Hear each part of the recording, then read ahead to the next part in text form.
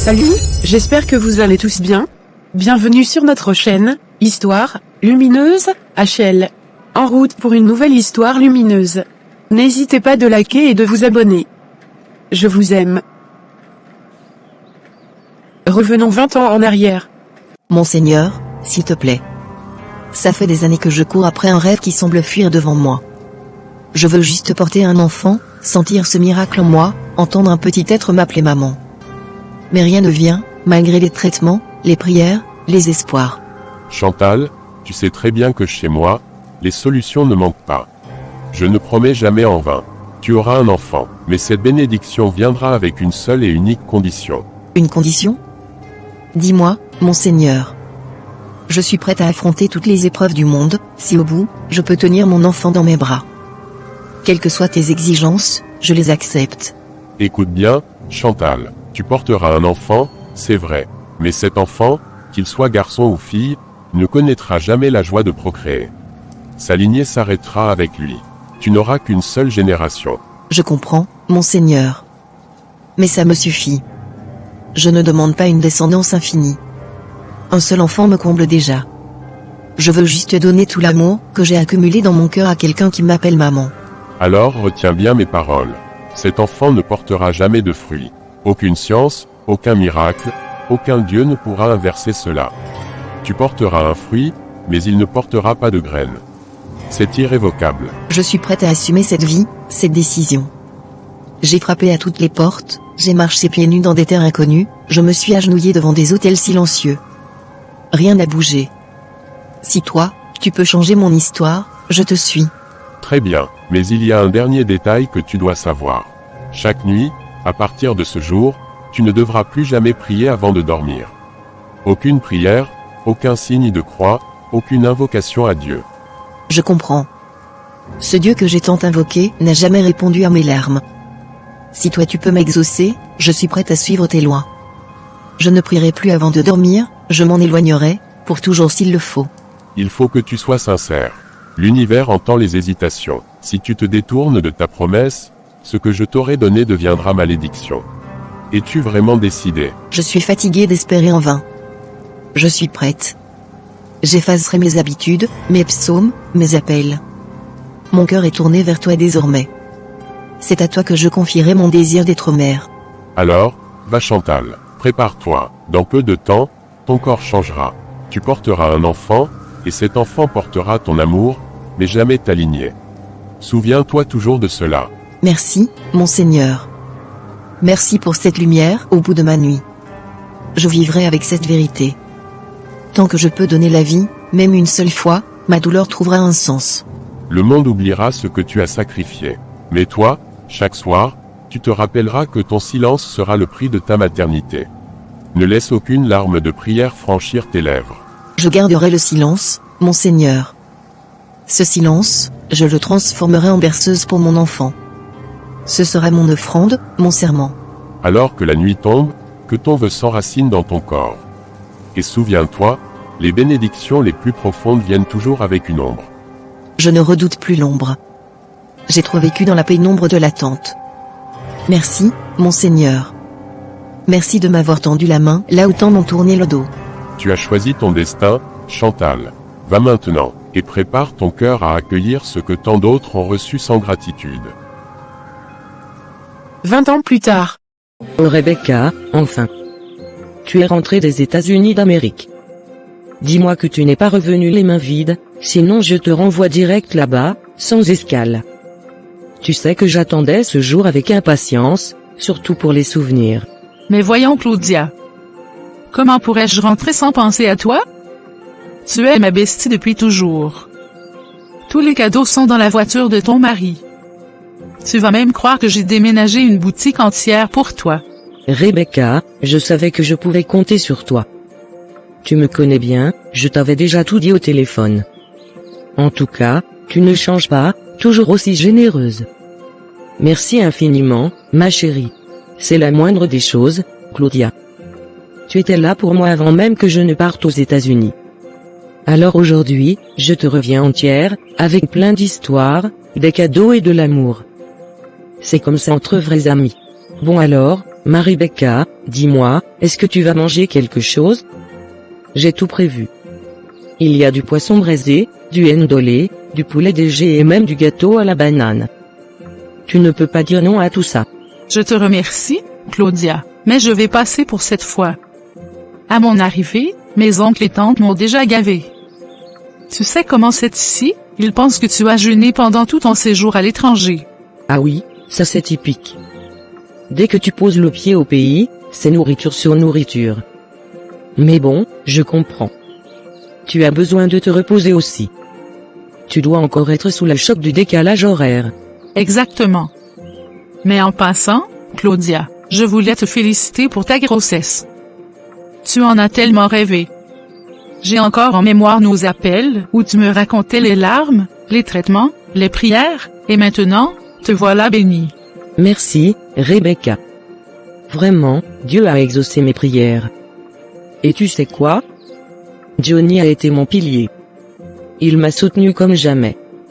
Il est doux, croyant, compréhensif. Avec lui, je me sens en paix. Il ne me fait jamais de reproches. Tu as de la chance, Claudia. Ce genre d'homme devient rare.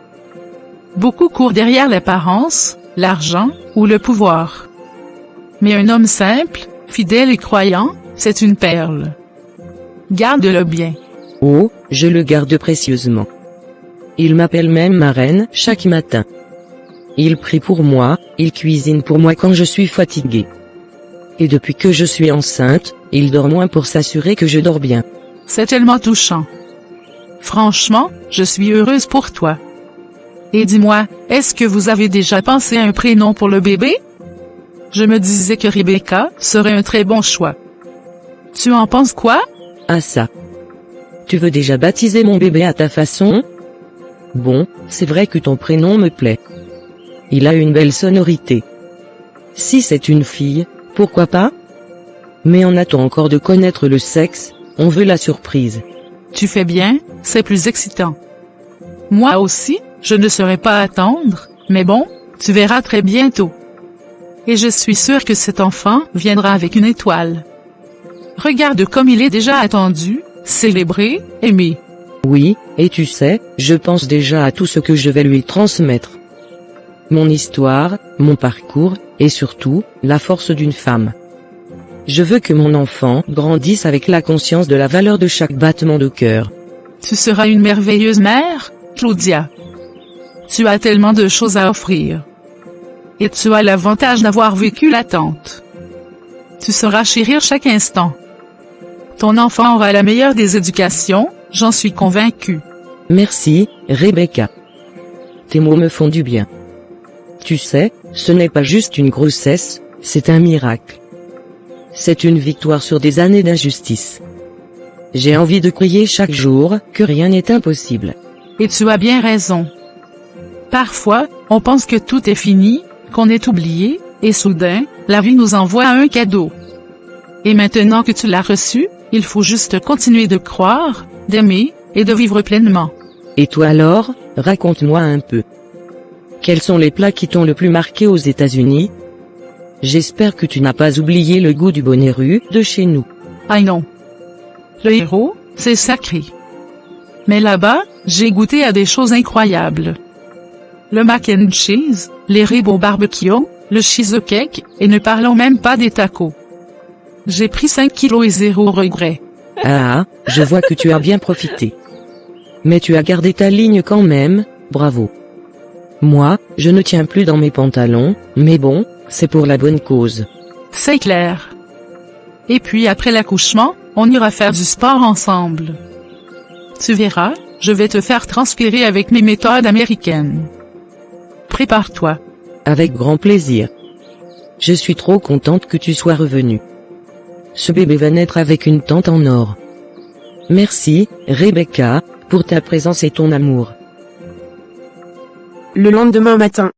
Ma fille, je t'ai dit qu'il faut aller à l'hôpital chaque fin du mois pour faire l'échographie et des examens. C'est important pour te rassurer que l'enfant que tu portes est bien en bonne santé. On ne joue pas avec une grossesse, surtout quand c'est la première. Maman, tu t'inquiètes tellement pour cet enfant que je ne comprends plus. Le docteur a été clair, Il m'a dit qu'avant 3 mois, il faut juste rester calme, suivre ses recommandations, et que les examens mensuels ne sont pas nécessaires sauf en cas de souci. Ma fille, écoute-moi bien. Ce n'est pas parce que le médecin a dit ça que tu dois t'y tenir aveuglément. Moi, je suis ta mère, j'ai accouché, j'ai vécu ça. C'est mieux d'aller souvent à l'hôpital pour prévenir les choses que d'attendre qu'il soit trop tard. Mais maman, j'ai parlé avec d'autres jeunes mamans, elles disent qu'elles suivent le calendrier que le médecin donne, et que c'est lui qui connaît mieux leur dossier médical. Pourquoi moi je dois faire des allers-retours à l'hôpital tous les mois sans raison valable? Si c'est un problème d'argent, dis-le-moi clairement. Moi je vais t'en donner. Et même si ton mari ne veut pas t'accompagner, je parlerai avec lui. Il comprendra que c'est pour le bien de sa femme et de son futur enfant. Ce n'est pas une histoire d'argent, maman. Et Johnny est très compréhensif. Mais c'est que je ne veux pas embrouiller les docteurs avec mes visites inutiles. Tu sais comment ils sont dans les hôpitaux, ils vont me regarder bizarrement et penser que je suis capricieuse. Je m'en fiche de ce que les docteurs vont dire. Moi, je veux me rassurer que mon futur petit enfant va bien. C'est tout. Ce n'est pas de la méchanceté, c'est de l'amour et de la prudence. Maman, j'ai l'impression que tu me caches quelque chose. Depuis que je t'ai annoncé ma grossesse, tu es tendue. Dis-moi la vérité, tu as vécu quelque chose de difficile avant? Un problème de santé pendant ta grossesse peut-être? Non, ne pense pas comme ça. C'est juste que tu es ma seule fille. Et cette grossesse, on l'a tellement attendue. Tu ne peux pas comprendre ce que ça signifie pour moi. Je veux juste éviter toute mauvaise surprise. D'accord, je comprends. Mais il faut aussi me comprendre à mon tour. Je refuse de vivre cette grossesse dans la peur et l'angoisse. Je veux faire confiance à mon médecin. Il m'a donné un calendrier, je veux m'y tenir. Bien, si c'est comme ça, je te comprends. Mais s'il te plaît, fais un petit effort. Même si ce n'est pas chaque mois, au moins fais une consultation intermédiaire, histoire de t'assurer que tout va vraiment bien. Je vais y réfléchir, maman. Mais promets-moi de ne plus me mettre cette pression. Chaque fois qu'on se parle, tu ramènes toujours ce sujet et ça me stresse. J'ai besoin de sérénité pour vivre cette grossesse. D'accord ma fille. Je promets de ne plus t'harceler avec ça. Mais tu sais bien que mon intention est bonne. Je ne veux que ton bien et celui de ce petit bébé que je vais bientôt porter dans mes bras. Je sais, maman. Et je t'en remercie. Tu es une bonne mère et je suis reconnaissante. Je vais faire de mon mieux pour rester en bonne santé et suivre les conseils médicaux au pied de la lettre. Très bien. Maintenant, parlons d'autre chose. Tu sais, ici au Gabon, on a de quoi bien manger pendant une grossesse. Le pays regorge de mets variés qui nourrissent bien et renforcent la mère et le bébé. C'est vrai ça, maman. Moi-même j'ai redécouvert certains plats. L'autre jour, j'ai mangé d'une gumue avec du poisson fumé, j'ai dormi comme un bébé. Je pense que je vais intégrer ça dans mon alimentation chaque semaine. Excellent choix. Il y a aussi le bouillon de dika, riche et très nourrissant. Tu peux le prendre avec du manioc ou du riz. Ça renforce les os, et c'est très bon pour la grossesse. Tu veux que je t'en prépare? Avec plaisir maman. Tu sais que j'adore ton bouillon de dika. Et puis, j'ai envie de manger local. Les repas faits maison sont toujours les meilleurs pour le cœur et pour le corps. Très bien. Et n'oublie pas le jus de bissap. C'est bon pour le fer et pour l'hydratation. Je vais t'en préparer une bonne quantité. Tu pourras même en donner à ton mari quand il rentre du travail. Merci beaucoup maman. Franchement, je suis chanceuse de t'avoir près de moi pendant cette période. Ton expérience m'aide à me sentir moins seule et plus préparée. C'est normal ma fille. Une mère ne laisse jamais sa fille seule dans ces moments-là. Et puis, bientôt, tu seras mère à ton tour. Tu comprendras alors pourquoi je tiens tant à ce que tout se passe bien. Quelques jours plus tard. Chantal, je sais que tu es dans un état que personne ne peut comprendre à part moi. On a traversé tellement de choses ensemble. Je sens ton angoisse comme si c'était la mienne. Mais bien sûr, Laura. Tu sais, à l'époque où je souffrais pour avoir un enfant, c'est seulement à toi que je m'étais confié. Et c'est toi qui m'avais conseillé d'aller voir Monseigneur. Tu te souviens bien, non? Je m'en souviens très bien. Tu étais désespéré. Et je savais que seul Monseigneur pouvait te venir en aide. C'est d'ailleurs grâce à lui que Claudia est née, n'est-ce pas? Oui. J'ai vu Monseigneur, et quelques mois après, j'ai accouché Claudia. Mais tu te rappelles aussi qu'il avait dit que ma descendance ne devait jamais accoucher. Il l'avait dit, et redit avec insistance. Oui, je me souviens. Et tu me l'avais dit toi-même. C'est étrange tout ça, parce que si cette parole était si puissante, comment expliquer que Claudia soit enceinte aujourd'hui? Et justement, c'est ce qui me perturbe. C'est pourquoi je fais tout pour qu'elle aille chaque mois à l'hôpital. Je veux m'assurer que cet enfant évolue bien. Je ne veux pas de mauvaises surprises. Je comprends parfaitement ton inquiétude, Chantal. Si j'étais à ta place, j'aurais probablement fait pire. Il ne s'agit pas seulement d'un suivi médical, mais d'un passé mystique qu'on ne peut ignorer. Parfois, je me dis que peut-être Monseigneur, dans sa grandeur, avait jeté une sorte de malédiction. Et que Claudia, en tombant enceinte, est en train de défier quelque chose de sacré. Ou peut-être que la mort de Monseigneur a brisé le pacte. Tu sais, ces gens-là, leur pouvoir semble ne fonctionner que de leur vivant. Et après leur départ, certaines choses changent. Oui, peut-être. Mais en attendant, je veux rester prudente. C'est mon seul enfant, Laura. Ma seule fille. Je n'ai pas le droit de faire comme si tout allait bien alors que je suis rongé par le doute. Tu as raison. La prudence est toujours meilleure que le regret. Mais dis-moi, tu penses vraiment qu'elle va mener cette grossesse jusqu'au bout? Je n'en sais rien. Chaque jour, je prie. Chaque nuit, je dors à peine. Et quand elle me parle avec calme, je sens qu'elle ignore tout ce que je cache depuis des années. Toi au moins, tu auras peut-être la grâce d'être grand-mère. Moi, Monseigneur m'avait permis d'avoir un enfant, mais elle est décédée avec lui. Je n'ai jamais pu en avoir un autre. Oui, je m'en souviens. Et j'étais là quand tu pleurais toutes les nuits. Mais Laura, tu sais aussi qu'à la mort de Monseigneur, tu n'avais plus vraiment l'âge d'enfanter. C'est la vie. Peut-être. Mais je crois que Monseigneur aurait pu changer ça s'il était encore là. Il avait des dons incroyables.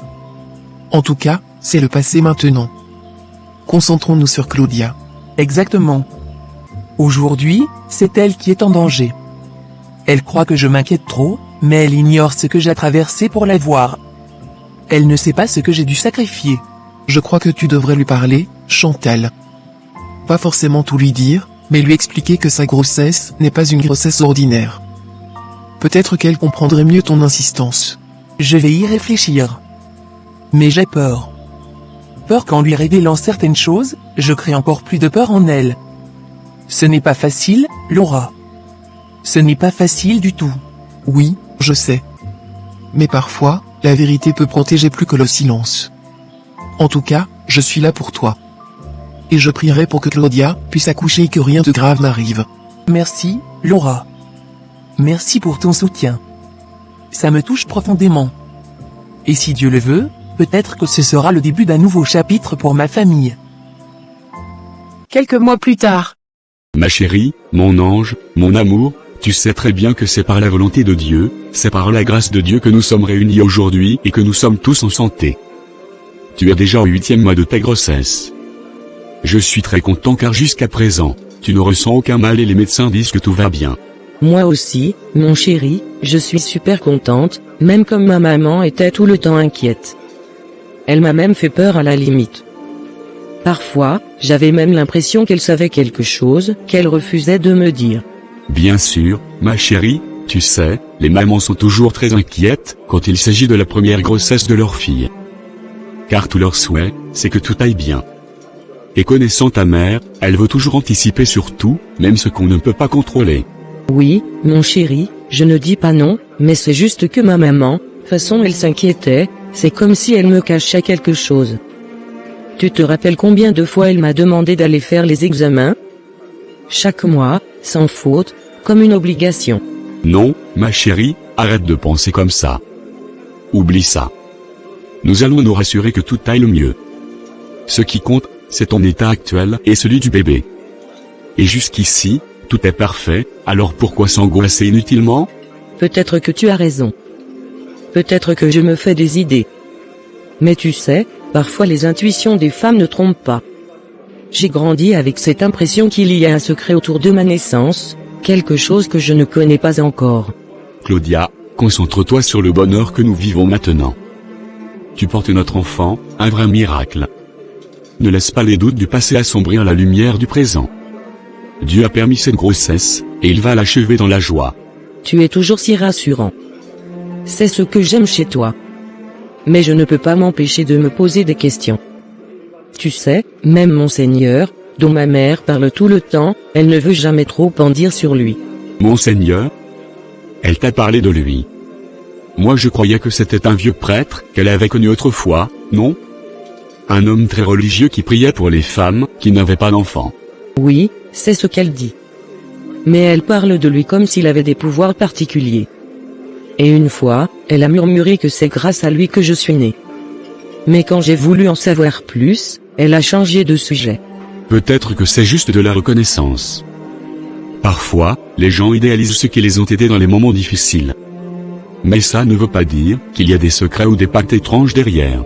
Tu sais, mon chéri, le problème, c'est que dans ce village, il y a toujours des histoires mystérieuses. Entre les morts inexplicables et les rumeurs de sorcellerie, on ne sait plus quoi croire. Je ne veux pas que notre bébé naisse dans la peur.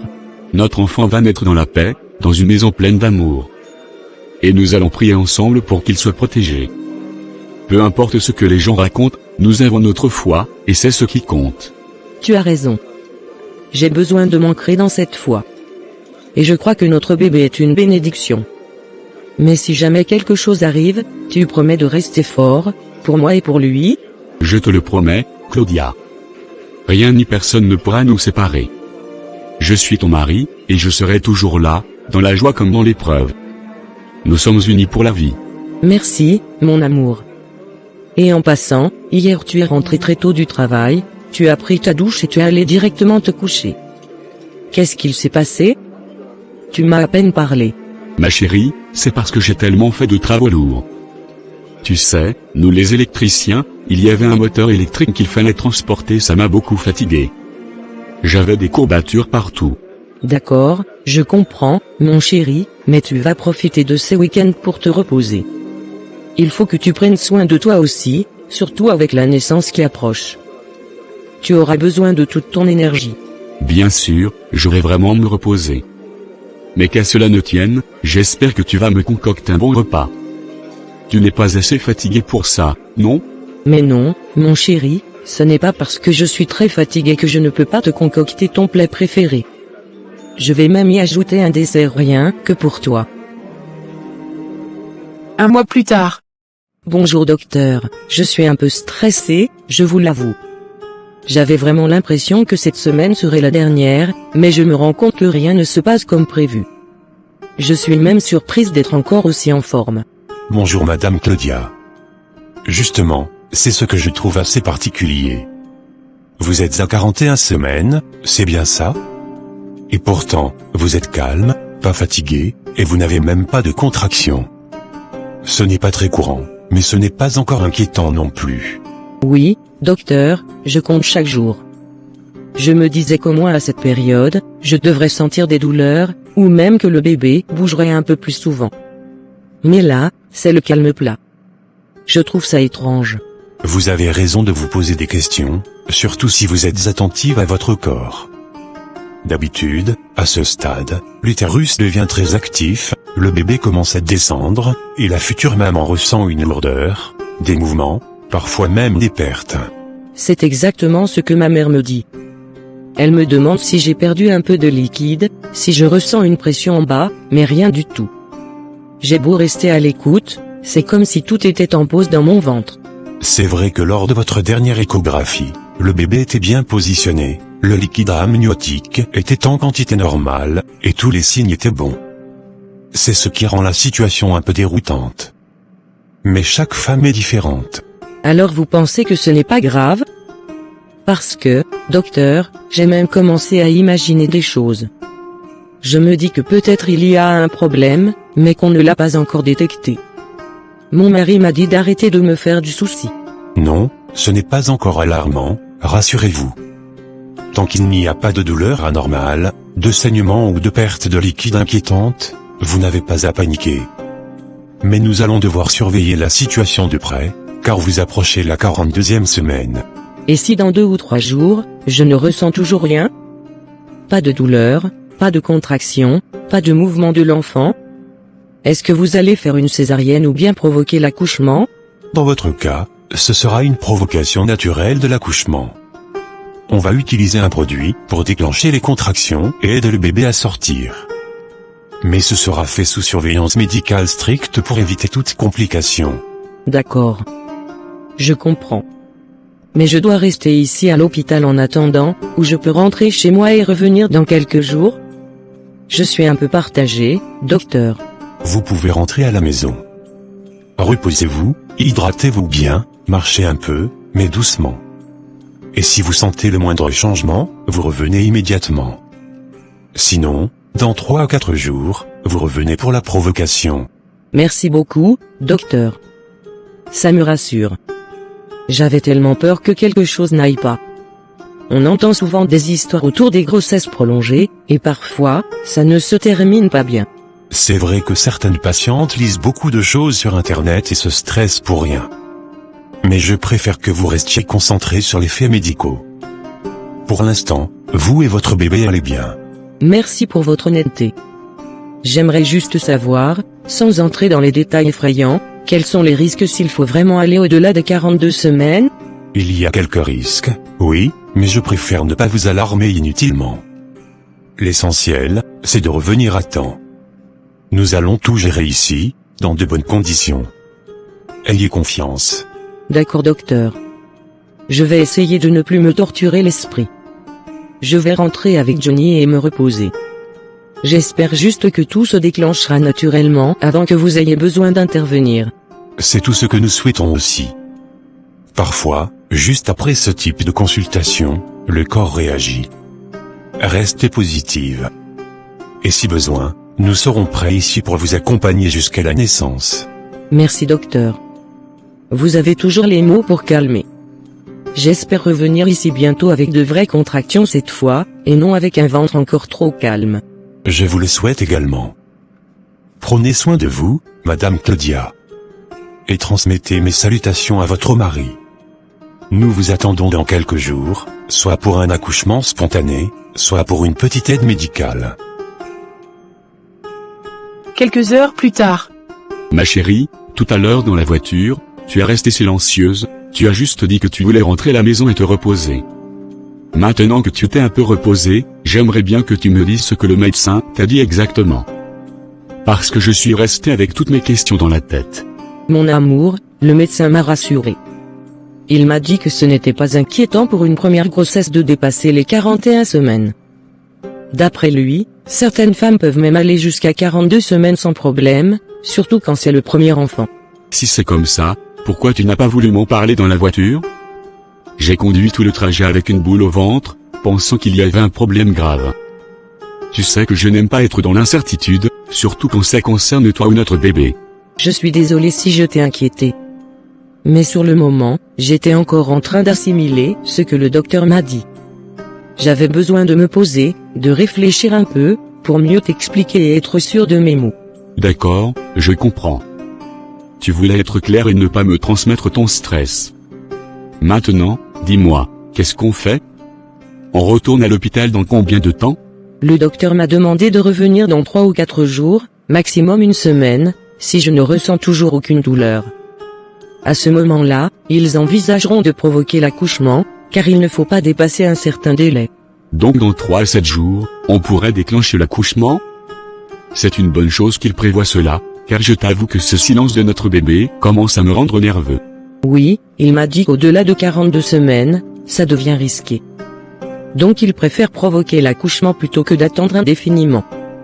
Mais pour l'instant, comme tout semble stable, il a jugé que je pouvais rentrer à la maison. Tant mieux alors. Et il t'a dit quelque chose sur la santé du bébé? Est-ce que les examens ont montré quelque chose d'anormal?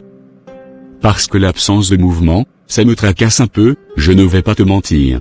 Non, tout semble normal selon les résultats qu'ils ont obtenus jusqu'à maintenant. Il a juste trouvé cela étrange que je ne ressente aucun mouvement. Mais le cœur du bébé bat normalement, et il ne semble pas y avoir de détresse. Ça me rassure un peu.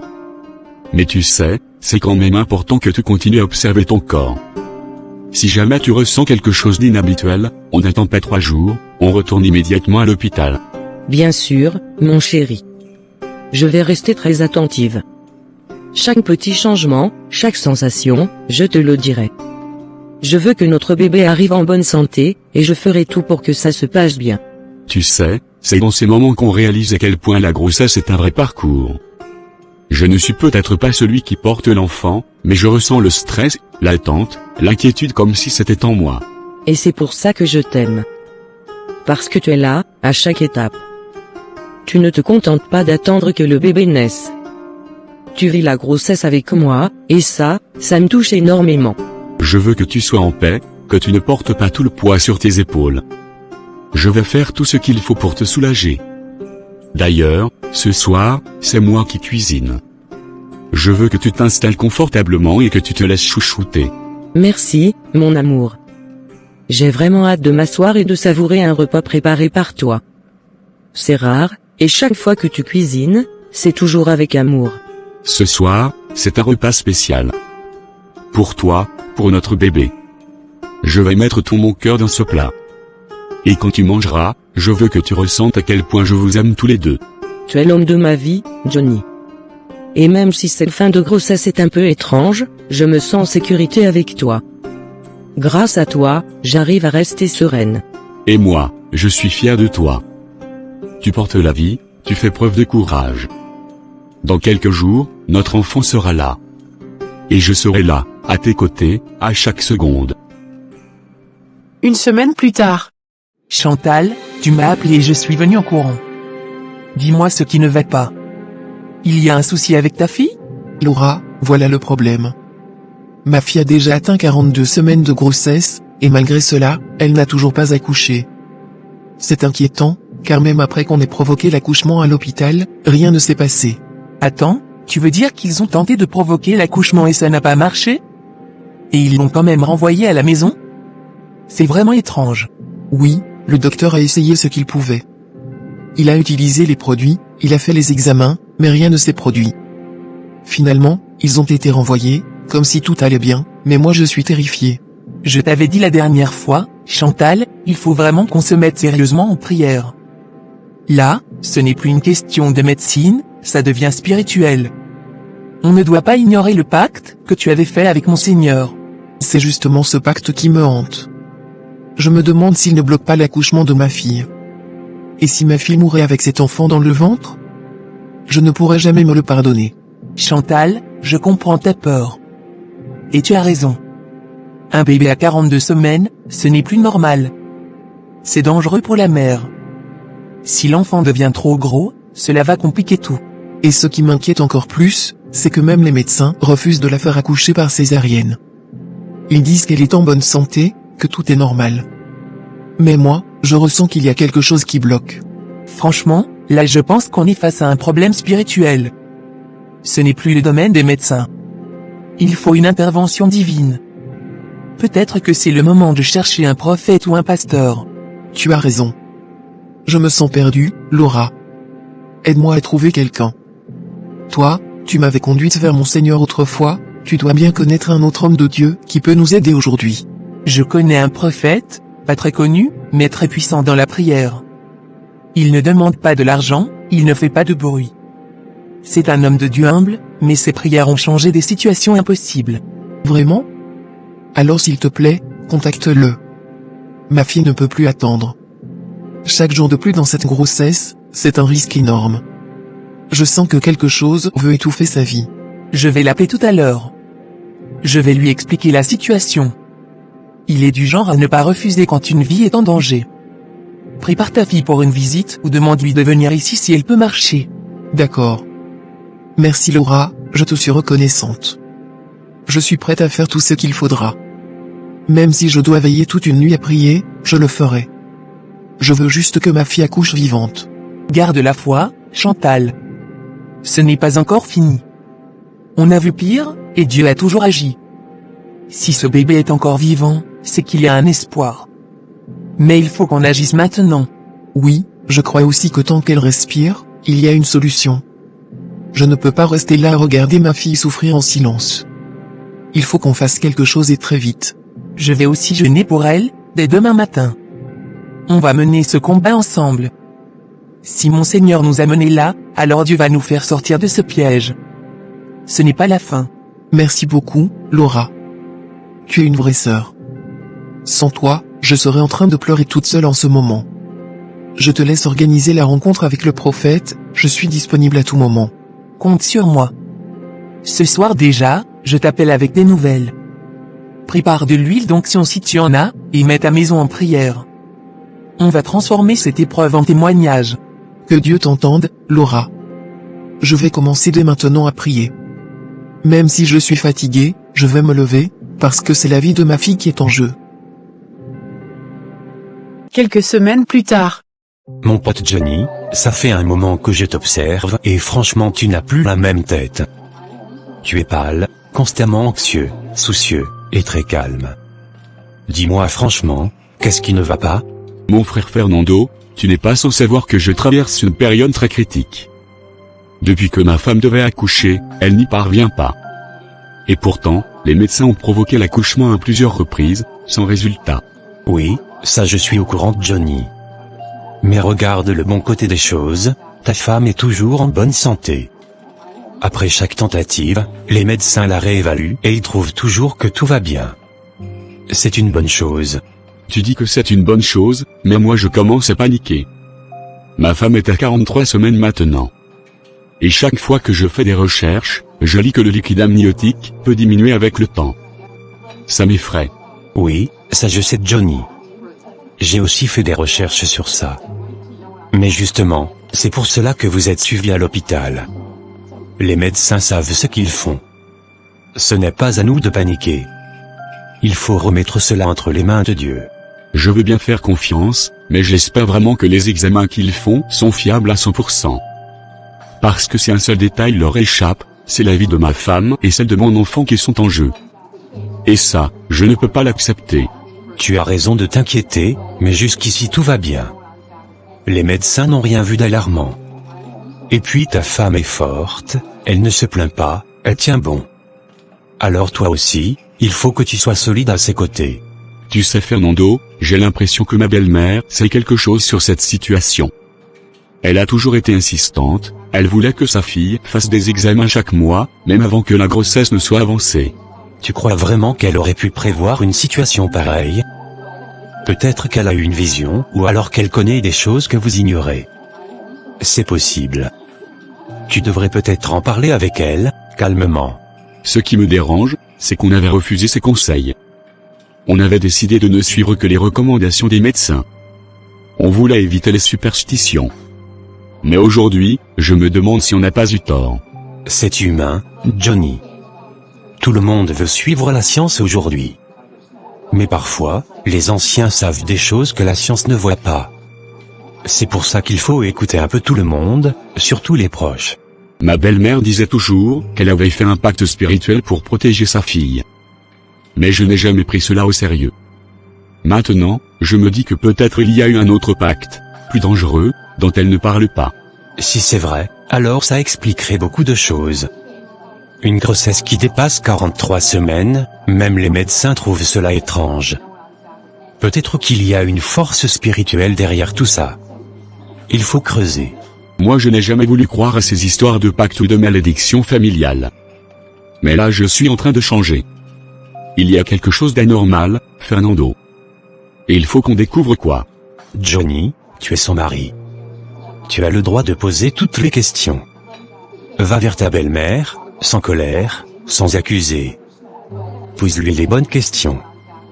Peut-être qu'elle attend que quelqu'un ose lui demander. Je vais le faire, oui. Je vais la voir ce soir même.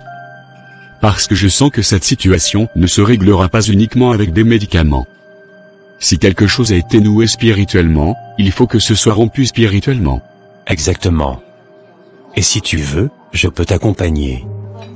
Pas pour parler à ta place, mais pour être là, te soutenir.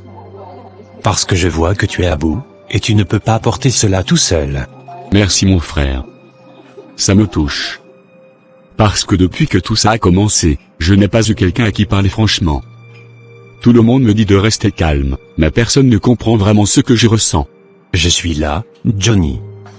Ce que tu vis, c'est lourd. Mais tu n'es pas seul. On va trouver la vérité ensemble, et on va se battre pour que ta femme accouche en paix. Quoi qu'il arrive, on ne va pas baisser les bras. D'accord. Alors ce soir, je parle à ma belle-mère. Et s'il faut aller voir un pasteur, un prophète ou même retourner à l'hôpital avec des prières, je suis prêt. Je veux sauver ma femme et mon enfant. C'est ça l'esprit, mon frère. On ne cède pas à la peur. On affronte. Et on prie. Dieu va ouvrir une porte. Cette grossesse ne finira pas en drame. Je te le promets. De retour à la maison. Mon chéri, j'ai l'impression que tout ne va pas bien. Avec qui tu as eu des ennuis en route aujourd'hui? Tu as l'air tendu. Tu es fâché contre quelqu'un ou il s'est passé quelque chose? Non, ma chérie, ne t'inquiète pas. Ce n'est pas un problème avec quelqu'un. C'est ton état qui me trouble. Je me pose mes questions depuis quelques jours, et je ne dors presque plus. Mais comment ça, mon état t'inquiète? Pourtant on est allé ensemble à l'hôpital, le docteur a bien dit que tout allait bien, que le bébé est en santé, et que moi aussi je suis en bon état. Oui, Claudia, je sais. Mais il y a des choses qu'on ne peut pas expliquer par les simples mots du docteur. On est à 43 semaines, tu ne ressens rien, pas une contraction, rien du tout. C'est inquiétant, non? Je reconnais que ce n'est pas normal, mon amour. Mais que veux-tu que je fasse? Je ne peux pas me forcer à accoucher. J'attends que mon corps réagisse ou que les médecins décident de faire ce qu'il faut. Tout à l'heure, j'étais avec Fernando. On a beaucoup parlé, et il m'a conseillé de faire confiance aux médecins et de prier. Mais malgré ça, je ressens un poids énorme sur le cœur. Tu es un homme bien, Johnny. Je sais que tu m'aimes profondément et que tu veux le meilleur pour moi. Mais ton inquiétude me rend encore plus nerveuse. J'ai besoin de sérénité, pas de tension autour de moi. Tu as raison. Mais tu sais quoi, Claudia? Je commence à croire que ta maman en sait plus qu'elle ne veut nous dire. J'ai comme une intuition qu'elle connaît quelque chose d'important sur cette grossesse. Mais pourquoi tu dis ça, Johnny? Ma maman ne ferait jamais rien pour me nuire. Elle s'est toujours souciée de moi, depuis le début de ma grossesse. Tu l'as vu toi-même. Justement, c'est ce qui m'intrigue. Dès que tu as dit que tu étais enceinte, ta mère t'a demandé de faire des examens chaque mois, sans faute. Pourtant, ce n'est pas une exigence habituelle chez les femmes enceintes. Maintenant que tu le dis, c'est vrai. Moi-même, je trouvais cela exagéré. Mais elle insistait tellement que je finissais par céder, juste pour lui faire plaisir. Peut-être qu'elle avait une raison cachée. Je pense qu'elle redoutait quelque chose. Peut-être qu'elle a eu une expérience similaire, ou qu'elle sait qu'il y a quelque chose dans ta lignée qui pourrait expliquer ton retard d'accouchement. Tu veux dire qu'il pourrait y avoir une sorte d'antécédent dans ma famille? Une malédiction, une maladie héréditaire, un secret? Tu me fais peur là, Johnny. Non, je ne veux pas te faire peur. Mais parfois, nos parents savent des choses et préfèrent nous les cacher pour ne pas nous troubler. Et cela finit par exploser plus tard, comme maintenant. Tu as peut-être raison. Je vais lui parler. Je vais lui poser des questions précises. Même si elle tente de fuir le sujet, je vais insister. Je veux savoir la vérité. C'est la meilleure chose à faire. Je ne suis pas médecin, mais je sens qu'on a besoin de toutes les informations possibles. Et si ta mère sait quelque chose, elle doit nous le dire. Je vais l'appeler dès demain matin. Je vais lui dire que ce n'est plus le moment de garder les choses pour elle. Ce bébé a besoin de venir au monde, et j'ai besoin d'être en paix. Merci, Claudia. Ça me rassure de savoir que tu veux en parler avec elle. Peut-être qu'on trouvera enfin une piste, qui nous aidera à comprendre tout ça. En tout cas, je ne veux pas qu'on se dispute à cause de cette situation. Restons soudés. C'est ensemble qu'on va traverser cette épreuve, comme toujours. Je te promets, mon amour, je serai là chaque jour, chaque nuit, jusqu'à ce que notre enfant vienne au monde. Je ne lâcherai rien. Et moi, je vais rester forte pour toi, pour nous, pour notre bébé. Rien ne pourra nous abattre, tant qu'on reste unis.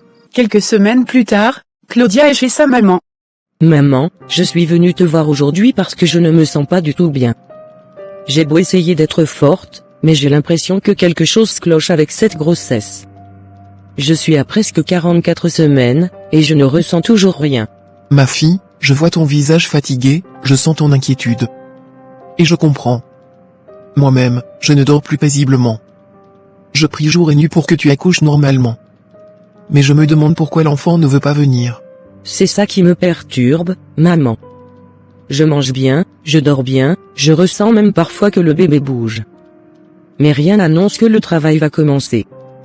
Même les médecins sont calmes, et ça m'effraie encore plus. Les médecins peuvent dire ce qu'ils veulent, mais il y a des choses que seule la prière peut débloquer. Tu dois garder la foi, Claudia. Rien n'est impossible à Dieu. Je vais m'arranger à multiplier mes prières pour toi. Maman, justement, parlons de prière. Depuis que je suis enceinte, tu pries plus que d'habitude. Et dès le début, tu étais trop pressé que je fasse des examens, chaque mois sans faute.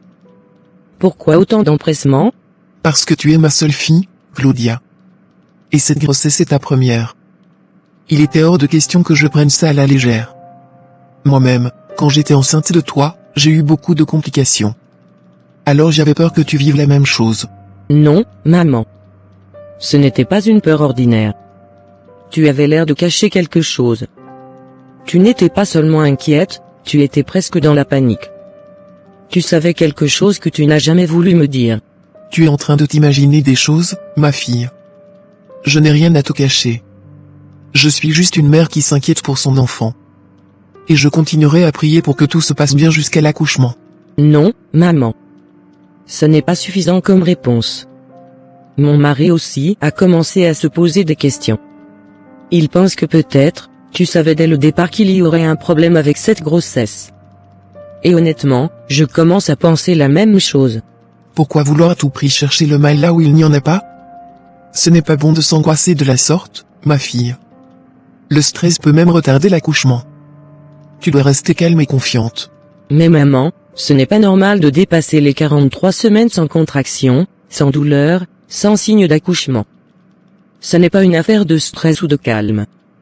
C'est une situation étrange, et tu le sais. Et c'est justement pour ça que je t'ai demandé d'aller à l'hôpital chaque mois. Je voulais être sûr que tu sois bien suivi.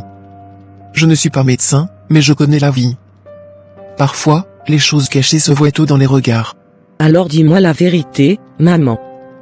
Si tu as eu une vision, un rêve, un avertissement, peu importe, dis-le-moi. Je préfère savoir maintenant que de vivre dans l'ignorance et le doute. Je mérite de savoir si quelque chose t'a alerté. Je n'ai pas eu de vision, ni de rêve, ma fille. Mais je connais certaines réalités de la vie que je ne peux pas toujours expliquer. Il y a des combats qui ne se gagnent pas à l'hôpital, mais dans la prière. Voilà pourquoi je prie pour toi. Mais moi j'ai besoin de réponses, maman. Je ne peux plus supporter ce silence, ce mystère. Chaque jour qui passe est une angoisse de plus. Si tu continues à me cacher quelque chose, je te le dis, je ne te le pardonnerai jamais. Tu parles avec colère, et je comprends. Mais crois-moi, je ne te cache rien. Si j'avais quelque chose à dire, je te l'aurais dit. Tout ce que je peux faire, c'est t'accompagner spirituellement et espérer que Dieu intervienne rapidement. Je veux croire en toi, maman, mais mon cœur est lourd. Et cette grossesse prolongée commence à me briser mentalement. Je veux juste accoucher et tenir mon enfant dans mes bras. Je veux que cette angoisse s'arrête. Alors faisons une chose, ma fille. À partir d'aujourd'hui, on va prier ensemble, chaque matin et chaque soir. On va invoquer Dieu pour que le chemin de ton accouchement s'ouvre. Ensemble, on est plus forte. D'accord, maman. Je vais prier avec toi. Mais si après toutes ces prières rien ne se passe, je retournerai voir le médecin et j'exigerai une césarienne.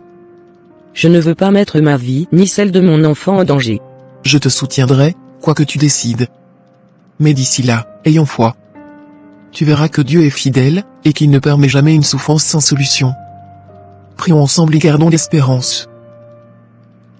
Johnny discute avec sa maman. Maman, tu m'as demandé de venir, et me voilà. Dis-moi ce que tu as à me dire, parce que moi aussi j'ai besoin de comprendre certaines choses. Mon fils, tu sais très bien que la situation de ta femme ne me laisse pas indifférente. Et vu tout ce que tu me racontais à propos de ta belle-mère, je me dis qu'on doit vraiment creuser. D'accord, maman, je suis prêt à tout entendre. Tu as réfléchi à quoi exactement? Quelle est la conclusion de toutes ces inquiétudes que tu ressens? Ton épouse est enceinte de 44 semaines, Johnny. Et pourtant, rien n'annonce une naissance imminente. Même les sages-femmes trouvent cela étrange. Tu ne trouves pas que c'est inquiétant? Oui, c'est long, je ne te mens pas. Mais les médecins sont unanimes, tout va bien, pas de danger, ni pour l'enfant, ni pour la mère. Alors pourquoi s'alarmer? Ce n'est pas parce que les médecins disent que tout va bien que je vais me voiler la face. Tu m'as bien dit que Chantal forçait sa fille à aller faire des examens mensuels. Tu ne penses pas qu'elle cache quelque chose? Je le pense de plus en plus, maman. Claudia elle-même commence à avoir des doutes. Elle parle avec sa mère en ce moment pour tirer les choses au clair. Je ne vais pas rester les bras croisés, Johnny. Je veux parler avec Chantal moi-même. Elle est comme une sœur, on se connaît bien. Ce genre de choses ne peut pas rester secret dans une famille. Tu as mon accord, maman. Discute avec elle. Pose-lui les vraies questions. Je commence aussi à penser qu'elle savait que cette grossesse ne serait pas normale. Merci, mon fils. Je vais la voir dès demain. Il faut que je comprenne. Cette situation commence à me voler la paix. Même les prières que je fais n'apaisent plus mon cœur. Je comprends, maman. Même moi, je ne dors plus bien la nuit. Claudia pleure parfois sans raison, et je ne peux rien faire pour la soulager. C'est pesant. Et tu ne me donnes même plus les petits cadeaux que tu avais l'habitude de m'offrir. Tu as mis en pause toutes tes attentions à cause de cette tension à la maison. Ce n'est pas que je ne veux plus t'honorer, maman. C'est juste que je suis fatigué, mentalement et physiquement. J'ai l'impression que tout repose sur moi. Ce n'est pas normal, Johnny. Une grossesse, c'est censé être une période de joie. Mais chez vous, c'est devenu source de tristesse et de soupçons. Ça ne me plaît pas. Moi-même, je commence à me poser la question, et si c'était une grossesse spirituelle? Quelque chose que la science ne peut pas expliquer. Justement. C'est pour ça que je dois parler avec Chantal. Elle a sûrement eu des révélations dans sa famille qu'elle n'a jamais voulu partager. Si elle t'ouvre son cœur, maman, tu viens directement me dire tout ce qu'elle t'a confié. On doit savoir à quoi s'en tenir, une fois pour toutes. Je te promets, Johnny. Dès que je rentre de chez elle, je viens directement chez toi. S'il faut qu'on fasse des prières ensemble, je suis prête. Merci maman, je sais que tu veux notre bien. J'espère seulement que ce que tu découvriras ne sera pas trop grave. Parce qu'on est à bout de force. Et moi, j'en ai assez d'attendre un bébé qui ne vient jamais. J'avais tout préparé, les repas, les tenues, la chambre. Mais à quoi bon, si rien ne se passe? Peut-être que Dieu veut nous apprendre la patience, maman. Ou alors il veut révéler une vérité cachée. En tout cas, je reste fort. Alors reste fort, mon fils. Mais prépare-toi à entendre des choses. Ce que je sens au fond de moi, ce n'est pas juste une inquiétude. C'est une alerte. D'accord maman. Va parler à Chantal. Pose-lui les bonnes questions. Et après, on décidera de la suite à donner à cette histoire. Quelques heures plus tard.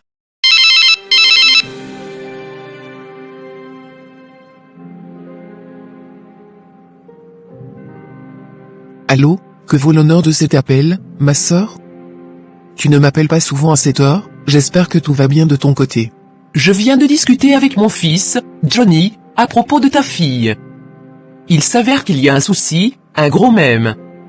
Et en tant que mère, je pense que nous devons en parler sérieusement. Oui, Margot, je suis au courant. Je vois bien que ça traîne. Moi aussi, je cherche des solutions depuis un moment. Si tu en as, je suis tout oui. Justement, ce qui me pousse à t'appeler, c'est le fait que tu semblais très soucieuse dès le début de cette grossesse. Tu insistais pour qu'elle fasse des examens chaque mois. Tu savais quelque chose que nous ignorons? Honnêtement, ce n'était que de la précaution. C'était sa première grossesse, je voulais qu'on ne prenne aucun risque. Mais maintenant, cette attente interminable commence à me dépasser. Je comprends, mais là, on n'est plus dans la simple précaution.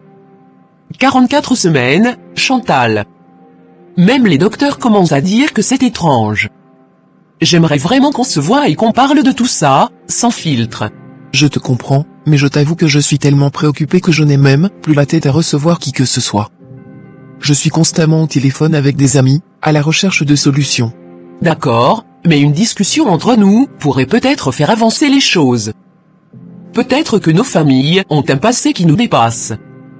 Moi, je ne veux pas que mon fils souffre de quelque chose qu'il n'a pas provoqué. C'est vrai. Et tu sais quoi, Margot? Par le passé, il y a eu des histoires dans ma famille. Des choses que même Claudia ignore. Peut-être que ça a un lien. Mais je dois encore fouiller dans ces souvenirs douloureux. Voilà, c'est justement pour ça que je veux qu'on parle. Parce que tout semble pointer vers un blocage surnaturel. Et je ne veux pas rester sans agir. Dès que tu es prête, appelle-moi, on se retrouve. Je vais te rappeler, ma sœur. Donne-moi juste un peu de temps pour réfléchir et faire quelques recherches. Parce que je sens que tout ce qui nous arrive n'est pas normal. Très bien, je comprends. Mais n'attends pas trop longtemps. Le temps presse, et nos enfants méritent qu'on agisse rapidement. Merci de m'avoir écouté. Merci à toi d'avoir appelé. Ça m'aide déjà de savoir que je ne suis pas seul dans cette inquiétude. À très bientôt, Margot. À bientôt, ma sœur. Et surtout, sois forte. On va trouver une solution. Je le crois profondément. Amen. Je te tiendrai au courant. Que Dieu nous guide dans cette affaire. Je te rappelle très vite. Chantal raccroche le téléphone et se tourne vers Laura, sa meilleure amie. Laura, tu vois, c'était Margot au téléphone. Elle est aussi inquiète que moi. Claudia est à plus d'1 an de grossesse, et rien. Rien du tout. Ce n'est plus normal, Chantal. Depuis le temps que ça dure, il faut qu'on prenne des décisions sérieuses. Tu as déjà essayé les prières, les consultations spirituelles? Je suis allé chez quelques prophètes, mais rien de concret. C'est comme si quelque chose ou quelqu'un bloquait tout. Et tu sais bien ce que nous avons fait, il y a 21 ans. Justement. Tu penses que c'est ce qu'on avait fait ce jour-là, avec Monseigneur? Tu crois que ça nous poursuit aujourd'hui? Ce sacrifice qu'on avait accepté. Je ne sais pas. Mais chaque jour, mon cœur me dit que ce que Claudia traverse est lié à nos erreurs du passé. Et je me sens impuissante, Laura. J'ai peur pour ma fille. Il ne faut pas rester dans la peur. On doit retrouver l'un des anciens pasteurs qui nous avait aidés à cette époque. Peut-être qu'il pourra nous orienter. Tu as raison. Et si on allait voir le prophète Siméon? Il avait déjà révélé des choses incroyables à d'autres femmes de notre quartier. Peut-être qu'il pourra voir ce qu'il y a derrière tout ça. D'accord. Prépare-toi, on ira demain matin. Mais promets-moi qu'on dira toute la vérité, Chantal. Pas de demi-mot, pas de mensonge. On a trop attendu. C'est promis. Il est temps qu'on affronte notre passé. Je veux que ma fille accouche, qu'elle vive normalement. Je ne peux plus supporter cette culpabilité silencieuse. Quelques jours plus tard. Madame Claudia, je comprends parfaitement à quel point cette situation vous dépasse. Mais croyez-moi, moi aussi je suis totalement déconcerté. En 22 ans de carrière, je n'ai jamais vu une grossesse qui dure plus de 12 mois. C'est un mystère médical. Je suis fatigué, docteur. Fatigué mentalement, physiquement et même spirituellement. Chaque jour je me réveille avec cette même question, pourquoi moi? Pourquoi ça n'arrive qu'à moi? Pourtant, selon tous les examens qu'on a effectués, tout va bien. Votre bébé bouge, son rythme cardiaque est normal. Vous-même, vous êtes en bonne santé. Mais c'est cette durée, qui ne ressemble à rien de connu. Oui, vous me dites que tout va bien, mais je sens que quelque chose ne va pas. Je le sens dans mon corps. Je le sens dans mes rêves. Il y a des choses que la science ne peut pas expliquer, docteur. Justement, c'est pour cela que j'aimerais soumettre votre cas à la communauté scientifique. Imaginez que votre expérience serve à comprendre d'autres cas inexpliqués. Vous pourriez aider d'autres femmes dans le monde, Claudia. Je n'ai pas envie d'être une expérience. Je ne veux pas qu'on parle de moi dans les journaux ni qu'on me filme pour la télévision. Je veux juste accoucher. Vivre une vie normale avec mon enfant et mon mari. Je comprends parfaitement. Ce n'est pas dans une intention de vous exposer, mais de chercher des pistes de solutions. Si d'autres experts peuvent se pencher sur votre cas, peut-être qu'on comprendra ce qui se passe vraiment. J'ai peur, docteur. J'ai peur que tout cela se termine mal. J'ai peur de porter en moi quelque chose que je ne peux pas expliquer. Même ma mère ne veut plus en parler. On dirait qu'elle sait quelque chose qu'elle ne dit pas. C'est vrai que certaines situations dépassent la médecine. Mais ce n'est pas une raison pour perdre espoir. vous êtes encore jeune, forte, courageuse. Et ce bébé a besoin de vous. Il faut rester lucide et avancer. Ce n'est pas une question de force. C'est une question de vérité. J'ai l'impression qu'on me cache quelque chose. Et tant que je ne saurai pas exactement ce que je porte en moi, je ne serai pas en paix. Je peux demander un comité d'experts de différents pays, qui viendra examiner votre dossier. Mais cela prendra du temps et suscitera l'attention des médias. Est-ce que vous êtes prête à cela? Je ne sais plus ce que je veux. Un jour je me dis que je veux qu'on m'opère, qu'on m'enlève ce bébé. Le lendemain, je prie pour que Dieu fasse tomber ce ventre de moi-même. Je suis à bout, docteur. Ce genre de situation, lorsqu'il n'y a pas de solution immédiate, demande qu'on s'ouvre à toutes les possibilités. Avez-vous pensé à consulter un psychologue? Ou même un prêtre ou un guide spirituel? Peut-être qu'il y a une dimension qu'on ne voit pas. J'ai vu des prophètes, des pasteurs, des tradipraticiens. Ils disent tous des choses différentes. Certains disent que c'est une bénédiction, d'autres une malédiction. Moi, je veux juste une vérité claire. Pas des interprétations floues. Nous pouvons tenter une induction de l'accouchement. Mais cela comporte des risques. Si le bébé ne veut pas sortir naturellement, c'est peut-être que son temps n'est pas encore venu, aussi étrange que cela puisse paraître. Docteur, est-ce que vous croyez au monde invisible? Je parle des choses qu'on ne voit pas, mais qui influencent nos vies. Parce que moi, je commence à croire que ce que je vis n'est pas que physique. J'ai appris à garder l'esprit ouvert. La médecine ne peut pas tout expliquer. Mais cela ne doit pas nous empêcher de continuer à chercher des réponses, quelles qu'elles soient. Pour vous, pour l'enfant, pour la vérité. Mon mari est fatigué.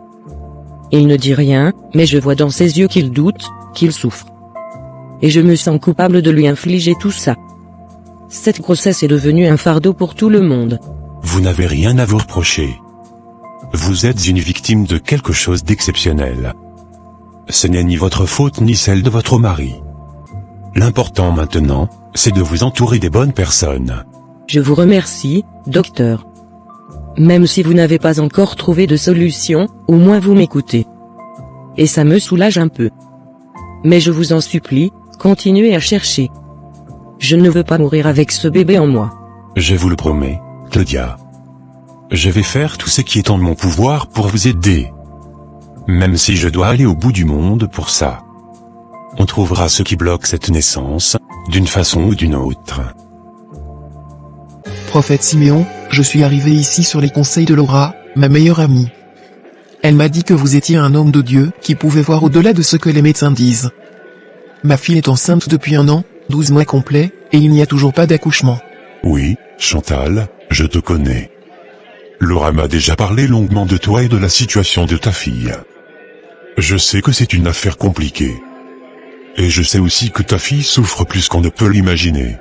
Prophète, j'ai frappé à toutes les portes. J'ai consulté les plus grands gynécologues, des spécialistes étrangers, même des tradipraticiens. Rien n'y fait. Est-ce que vous croyez pouvoir faire quelque chose pour ma fille? Chantal, écoute-moi bien. Ce que ta fille vit n'est pas naturel. Il ne s'agit pas d'un simple retard médical. Ta fille porte en elle un esprit maléfique, un fœtus spirituel, qui ne veut pas naître. C'est un combat invisible. Mais prophète, comment est-ce possible? Ma fille est mariée, elle vit une vie normale, elle va à l'église. Comment peut-elle être possédée par un esprit maléfique alors qu'elle mène une vie droite? Justement, ce n'est pas à cause d'elle. C'est à cause de toi, Chantal. Il y a longtemps, tu as fait un pacte. Tu as fait alliance avec un homme que tu croyais prophète, mais qui était en réalité un serviteur des ténèbres. Ce pacte poursuit maintenant ta lignée. Prophète. Je ne peux pas nier. C'est vrai. Il y a des années, j'ai rencontré un homme qui disait pouvoir m'aider à prospérer, à avoir du succès. Il m'a promis des bénédictions, et moi, j'ai accepté sans poser de questions. Cet homme t'a donné un pouvoir apparent, mais il a pris en échange ce que tu avais de plus précieux, ta descendance. Et maintenant, ce qui vit dans le ventre de ta fille n'est pas un enfant comme les autres. C'est un lien, une dette que réclament les esprits. Alors prophète, dites-moi ce qu'il faut faire. Est-ce qu'on peut encore sauver ma fille? Est-ce qu'il y a une prière, un sacrifice, un jeûne qui peut libérer ma fille de cette emprise? Chantal, je peux prier, oui. Je peux invoquer le Dieu très haut pour qu'il intervienne. Mais je dois te prévenir, cette délivrance pourrait coûter la vie de ta fille. L'esprit ne se laissera pas partir sans se battre. Prophète, je vous en supplie. Je préfère perdre ce bébé que de perdre ma fille. Si c'est le prix à payer, qu'il en soit ainsi. Je ne veux plus voir ma fille pleurer chaque nuit, épuisée par cette grossesse interminable. Tu dois comprendre que ce n'est pas une décision simple.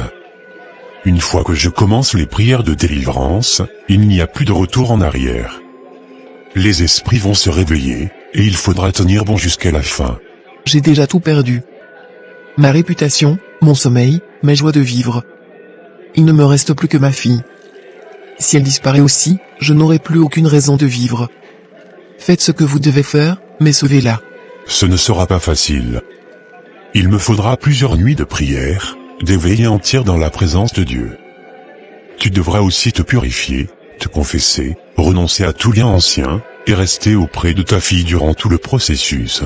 Je suis prête. Je veux tout faire pour que ma fille soit libérée.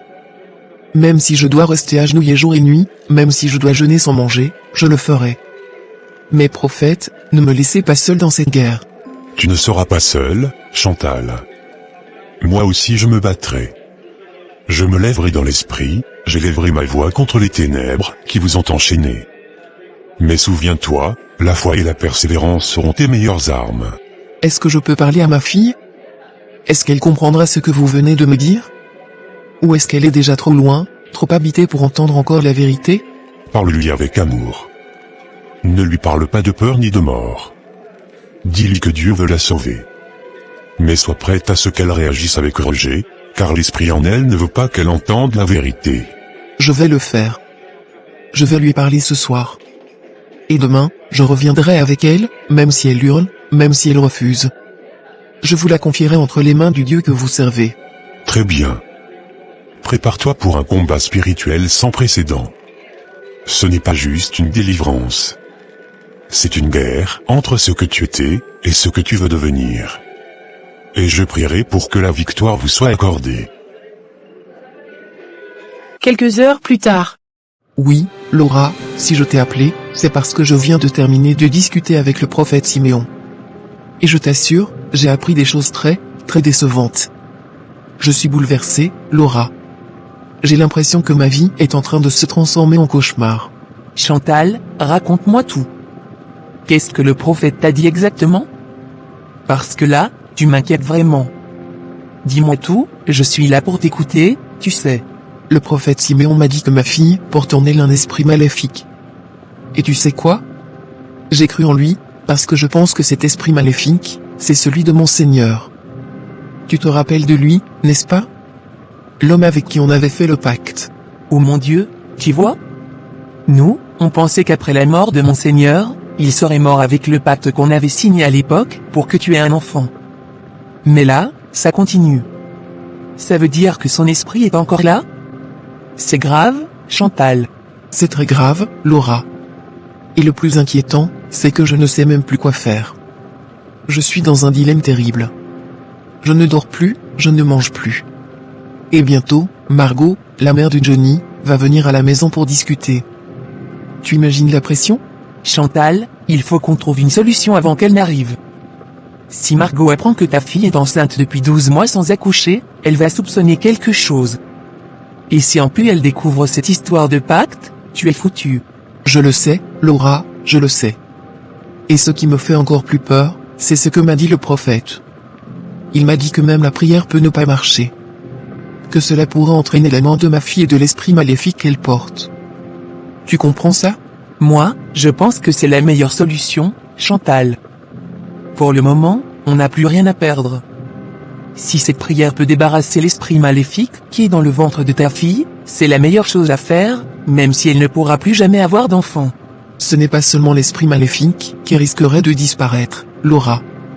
Le prophète Siméon a dit que même ma fille pourrait mourir durant la séance de prière. Alors, est-ce que tu comprends ce que je ressens? C'est toute ma vie qui est en jeu. Alors là, ça craint, Chantal. Mais tu sais quoi? c'est mieux qu'on trouve une solution le plus tôt possible, avant que tu ne discutes avec Margot. Parce que si elle apprend tout ça, je suis sûr qu'elle va non seulement tuer ta fille, mais elle risque de s'en prendre à toi aussi. Je le sais, Laura. Et ce qui me fait mal, c'est que c'est moi qui ai attiré ce mal dans ma famille. C'est moi qui ai signé ce pacte. Et aujourd'hui, c'est ma fille qui en paie le prix. C'est une souffrance insupportable pour une mère. Chantal, ne t'en veux pas trop. Tu as fait ce pacte par amour, par désespoir, parce que tu voulais un enfant.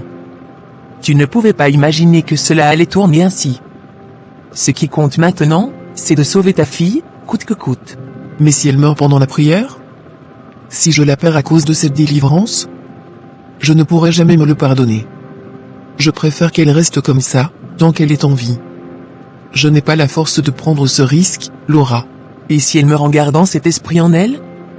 Tu sais très bien que ça peut aussi arriver. L'esprit peut la détruire de l'intérieur. Et là, tu la perdras lentement, douloureusement. Tu veux vraiment la voir souffrir jusqu'à la fin? Non, je ne veux pas ça. Mais je suis perdu, Laura. Je me sens comme dans un tunnel sans lumière. Entre la peur de la perdre et le désespoir de la sauver, je ne sais plus où aller, ni à qui me confier. Moi, je te conseille de revoir le prophète Siméon. Dis-lui que tu veux tenter la prière, mais que tu veux des garanties. S'il est vraiment un homme de Dieu, il pourra t'assurer une protection. Il faut qu'il vous prépare toutes les deux spirituellement. Tu crois qu'il pourra faire ça? Parce qu'il m'a dit qu'il ne peut rien me garantir. Il m'a seulement promis de prier avec foi. Mais dans le monde spirituel, parfois la foi seule ne suffit pas, tu le sais bien. Je le sais, mais c'est mieux que rien. Et puis, tu dois aussi te repentir, Chantal. Tu dois te détacher de ce pacte, demander pardon à Dieu, confesser tout ce que tu as fait. Peut-être que cette repentance ouvrira une porte de salut pour ta fille. Je vais le faire, Laura. Je vais prier, je vais supplier Dieu. Je ne veux pas la perdre. Même si je dois jeûner des jours entiers, je le ferai. Je veux sauver ma fille, la libérer de ce fardeau que je lui ai transmis. Et moi, je serai là avec toi. On va affronter ça ensemble, Chantal. Ce n'est pas la fin. Ce n'est que le début du combat, mais tu n'es pas seul. On va se battre ensemble, pour ta fille, pour ta paix, pour ta vie.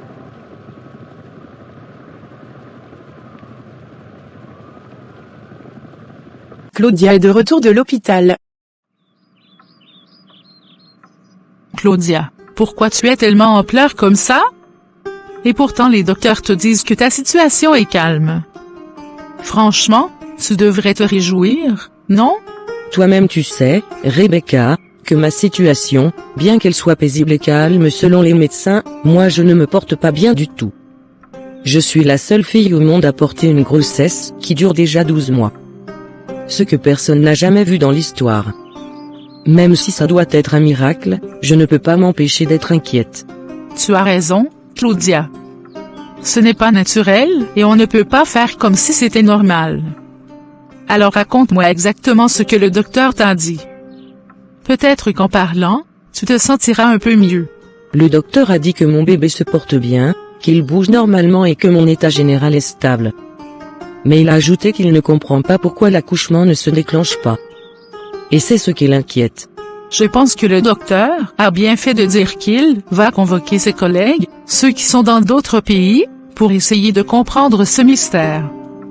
Ce genre de cas mérite une attention scientifique sérieuse. Et justement, ce n'est pas que je refuse l'aide. J'ai peur, Rebecca.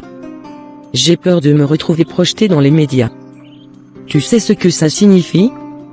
Ma vie privée exposée, les gens qui m'appellent de partout, des jugements, des rumeurs, tout. Je comprends tes craintes, Claudia, mais parfois, il faut mettre sa fierté et sa peur de côté pour sa propre survie. Tu ne sais pas ce qui t'arrive, et tu ne peux pas résoudre ça toute seule. Tu as besoin d'aide. C'est vrai. Mais je suis aussi fatiguée de devoir justifier chaque chose qui m'arrive. Depuis le début de cette grossesse, tout est bizarre. Et plus les mois passent, plus je perds confiance. C'est comme si quelque chose de surnaturel se passait en moi. Peut-être que c'est justement quelque chose de surnaturel, Claudia. Il faut qu'on arrête de penser que le surnaturel, c'est toujours mauvais. Peut-être que tu portes une destinée exceptionnelle, mais il faut que tu sois prête à l'assumer.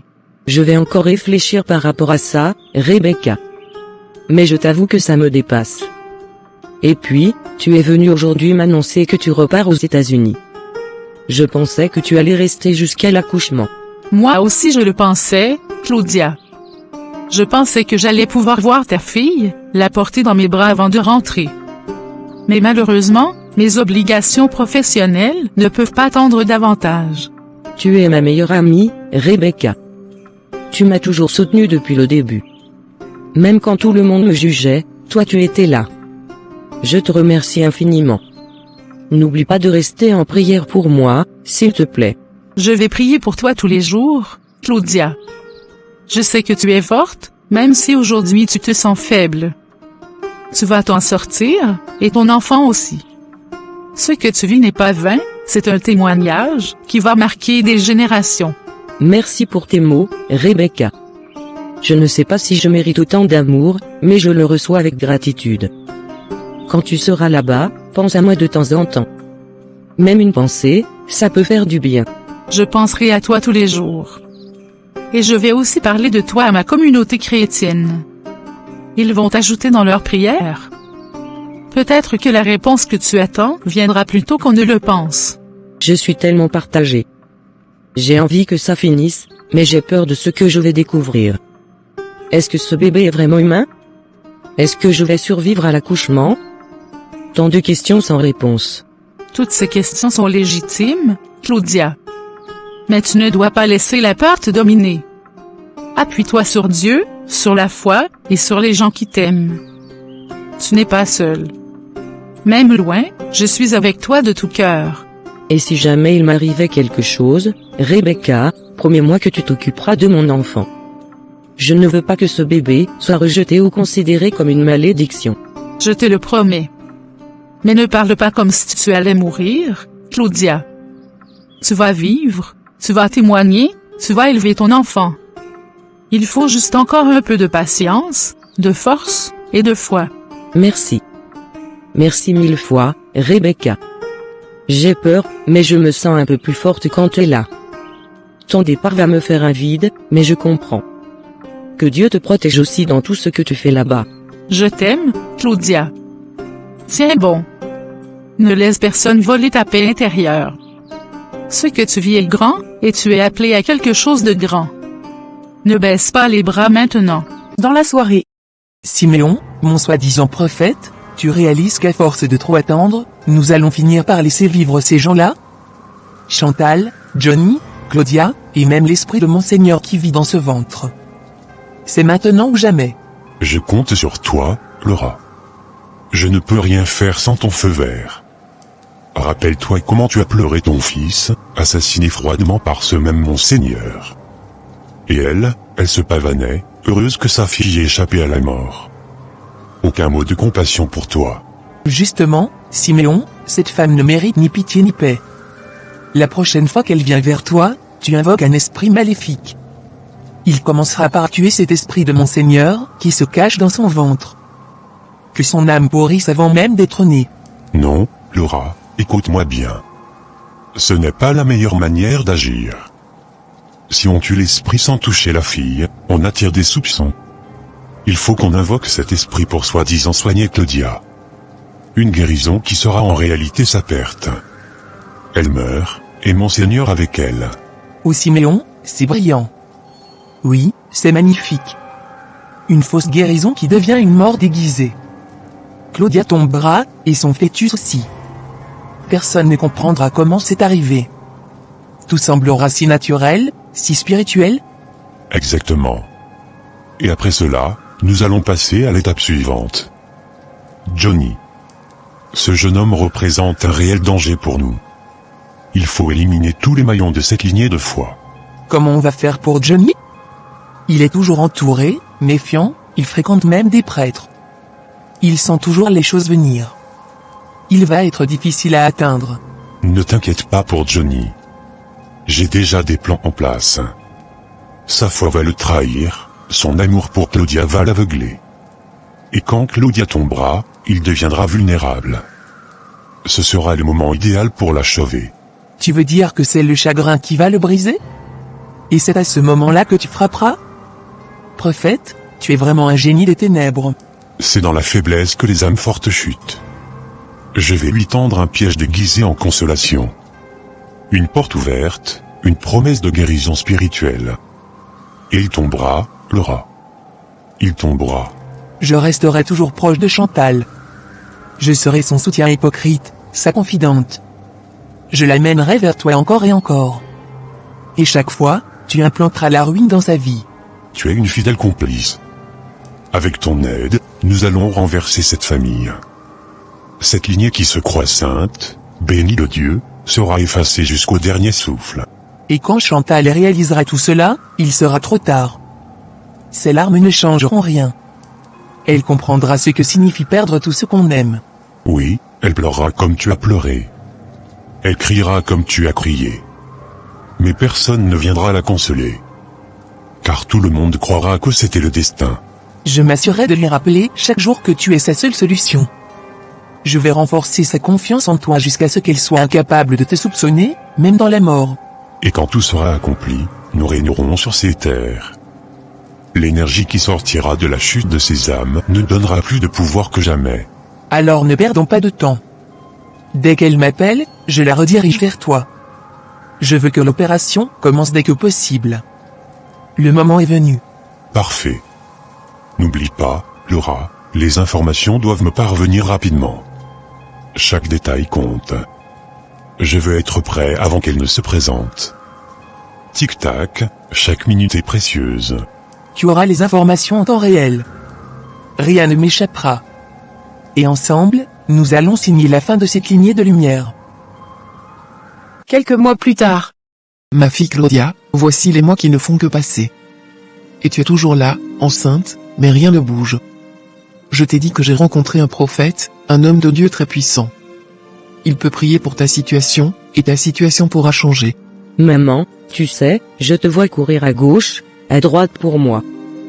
Tellement tu te bats, je suis reconnaissante. Mais la vérité, c'est que je ne crois plus en toi, maman. Parce que tu refuses de nous dire la vérité, à moi et à Johnny. Et je ressens que tu nous caches quelque chose de très grave. Ne dis pas cela, ma fille.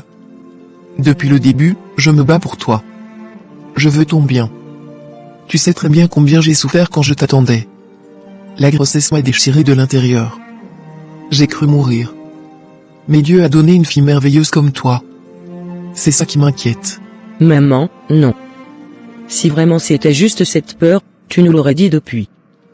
Tu ne peux pas cacher un simple souvenir de douleur pendant des mois, refuser de parler, fuir les conversations, trembler quand je parle de l'enfant. Ce n'est pas une douleur d'accouchement que tu caches, c'est un secret. Ce n'est pas le moment de discuter sur ce ton. Ce que je te demande, c'est d'aller rencontrer le prophète Siméon. Il est doux, il prie avec puissance. Peut-être que grâce à lui, Dieu va débloquer ce qui bloque. Ce n'est pas de la méchanceté, c'est de l'amour. Mais maman, je t'ai dit plusieurs fois que je vais bien. Les docteurs sont clairs. L'enfant est vivant, il se porte bien. Mon corps est prêt. Les liquides sont bons. Ils m'ont dit que certaines femmes accouchent plus tard que prévu. Ce n'est pas un problème spirituel. Ma fille, ce que les docteurs disent, c'est bien. Mais il y a aussi ce que Dieu dit. Parfois, ce sont des choses invisibles, des mystères. Ce n'est pas toujours dans les appareils médicaux qu'on trouve la vérité. Je sens que quelque chose bloque dans le monde spirituel. Alors dis-moi exactement ce que tu sens. Parce que là, maman, tu veux me traîner chez un prophète sans explication. Tu me fais peur. Je sens que tu me protèges de quelque chose. Ou bien que tu essaies de réparer quelque chose. Tu penses que prier va cacher la vérité? Claudia, écoute-moi. Je t'en supplie. Va prier avec moi. Et je te promets, peut-être qu'après cela, je pourrai tout te dire. Il y a des choses que je garde depuis trop longtemps. Ce n'est pas facile à dire. Ce n'est pas facile à entendre non plus. Tu vois? Tu viens de dire je te promets. Ça veut dire que tu me caches quelque chose. Et depuis, je savais. Je sentais que cette grossesse cachait un autre mystère. Ce n'est pas normal. Papa est mort, et toi tu as changé. Depuis ce jour, tu n'es plus la même. Il y a des blessures qui ne guérissent pas vite, ma fille. La mort de ton père, tout ce qu'il a fait, tout ce que j'ai découvert après, tout ça me hante. Et tu es ma seule consolation. Mais parfois, les consolations rappellent aussi les douleurs. Alors dis-moi ce qu'il a fait, ce que tu as découvert. Arrête de tourner autour du pot, maman. Je suis adulte, je porte un enfant. Tu ne peux plus me cacher les choses comme si j'avais 10 ans. Tu ne vois pas que le silence t'étouffe toi-même? Je t'ai dit, allons d'abord prier. Donne-moi ce moment. Un seul. Et après cela, je te parlerai. Je te regarderai dans les yeux, et je te dirai ce que tu veux savoir. Mais pour l'instant, j'ai besoin qu'on aille ensemble. Chez le prophète Siméon. Ce nom résonne dans ma tête comme un tambour lourd. Siméon, pourquoi tu fais tellement confiance à cet homme? Qui est-il? Pourquoi tu as l'air de le craindre tant que tu le respectes?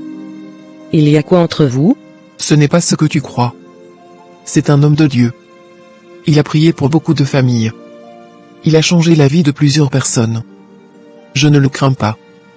Je le respecte, c'est tout. Et je crois que Dieu l'a mis sur notre chemin pour une raison. Très bien. Puisque tu tiens tant à ce que j'y aille, j'irai. Peut-être que c'est ce qu'il faut pour que la vérité sorte enfin. Peut-être que là-bas, dans cet endroit que tu idolâtres, je comprendrai tout ce que tu refuses de dire. Merci, ma fille. Tu ne le regretteras pas. Ce prophète va t'aider. Et moi aussi, je me libérerai. Ce poids que je portais depuis des années, je suis fatigué. Peut-être que l'heure est enfin venue. D'accord, après avoir discuté avec Johnny. Mais sache une chose, maman, après cette prière, je veux toute la vérité. Pas des demi-mots. Pas des phrases en l'air. Toute la vérité, sans filtre. Sinon, ce sera la dernière fois que je te suivrai dans tes mystères. De retour à la maison, Claudia discute avec son mari. Mon amour, je voulais vraiment qu'on parle calmement ce soir. Ma maman insiste encore pour cette histoire de prière chez le prophète Siméon, et je ne sais pas quoi penser. Claudia, je sens qu'on est en train de déraper. Depuis le début, on a tout fait correctement, les médecins nous rassurent, la science est avec nous. Pourquoi revenir sur des pratiques qu'on ne comprend même pas? Je te comprends parfaitement. J'ai essayé de lui dire non, mais elle est restée figée. Et puis, elle a ajouté quelque chose qui m'a vraiment troublé, que si je vais à cette prière, elle me dira enfin la vérité sur certaines choses. Donc elle avoue qu'elle cache quelque chose? Elle va échanger la vérité contre une séance de prière? Franchement, Claudia, c'est du chantage affectif et spirituel. Je n'accepte pas cette manipulation. Moi-même je suis confuse. Parce que si elle me cache vraiment quelque chose, depuis toutes ces années, ça veut dire qu'elle a bâti une partie de ma vie sur le mensonge. Et je mérite de savoir. C'est justement ce que je dis depuis. On ne construit pas une famille sur des secrets, encore moins sur des pratiques douteuses. Si ta mère veut parler, qu'elle parle maintenant. Pas besoin de passer par un prophète pour dire la vérité. Elle a dit qu'elle avait tellement souffert pour m'avoir, que c'était un miracle, et qu'elle a peur que je ne tombe pas enceinte aussi. Mais pourquoi cacher tout ça pendant toutes ces années? Parce que ce n'est pas toute la vérité, Claudia. Ce que ta mère t'a dit, c'est les versions édulcorées. Moi je sens qu'il y a autre chose, quelque chose de beaucoup plus sombre derrière ces paroles. J'ai peur que tu aies raison. Parce que depuis quelque temps, j'ai l'impression qu'elle m'observe comme si elle savait quelque chose de terrible, mais qu'elle n'ose pas me le dire. Et cette obsession de vouloir absolument que tu ailles voir ce Siméon, tu sais combien de faux prophètes circulent aujourd'hui? Certains travaillent avec des puissances occultes et ils se font passer pour des hommes de Dieu. Et pourtant, elle jure que c'est un homme de Dieu, qu'il a déjà fait des miracles dans la vie de plusieurs femmes stériles. Mais moi je ne suis pas stérile, Johnny. Les médecins l'ont dit. Voilà. Tu vois le problème? Elle refuse de croire la médecine, elle refuse de croire ton propre corps, elle préfère croire un inconnu qui prétend parler à Dieu. Moi, je suis désolé, mais je ne peux pas cautionner ça. Je n'avais pas envie d'y aller. Mais quand elle m'a dit qu'après cette prière elle allait tout avouer, mon cœur a balancé. Parce que je veux connaître cette vérité, même si elle me fait mal. Ce n'est pas la bonne manière, Claudia. Ta mère doit parler de son propre chef, avec son cœur. Pas avec une condition attachée. Sinon, c'est qu'elle veut se protéger de quelque chose de très grave. Alors que faire? refuser d'y aller et peut-être ne jamais connaître la vérité? Ou y aller, et courir le risque d'ouvrir une porte, qu'on ne pourra plus jamais refermer? Je préfère qu'on reste dans la paix de Dieu, Claudia. On n'est pas en retard, et tu es en bonne santé. Si tu acceptes cette séance de prière, fais-le pour toi et non pour extorquer une vérité. Tu veux dire que je dois laisser tomber cette idée, et continuer à vivre sans savoir? Non, je veux dire que ta mère finira par parler. Mais elle doit le faire librement, pas sous pression. Quand est ce prophète, si tu décides d'y aller, je veux t'accompagner. Pour voir de mes propres yeux. D'accord, mon amour. Je te promets de ne rien faire sans toi. Si jamais je dois me rendre à cette prière, ce sera main dans la main avec toi. Merci, mon cœur. Ensemble, on est plus fort. Et peu importe ce que ta mère cache, nous affronterons la vérité ensemble. Quelques mois plus tard. Chantal, 2 ans. De longues années que ta fille est enceinte sans qu'il n'y ait ni accouchement, ni explication concrète. Et toi, tu continues de faire comme si de rien n'était? Ma sœur, je ne fais pas comme si de rien n'était.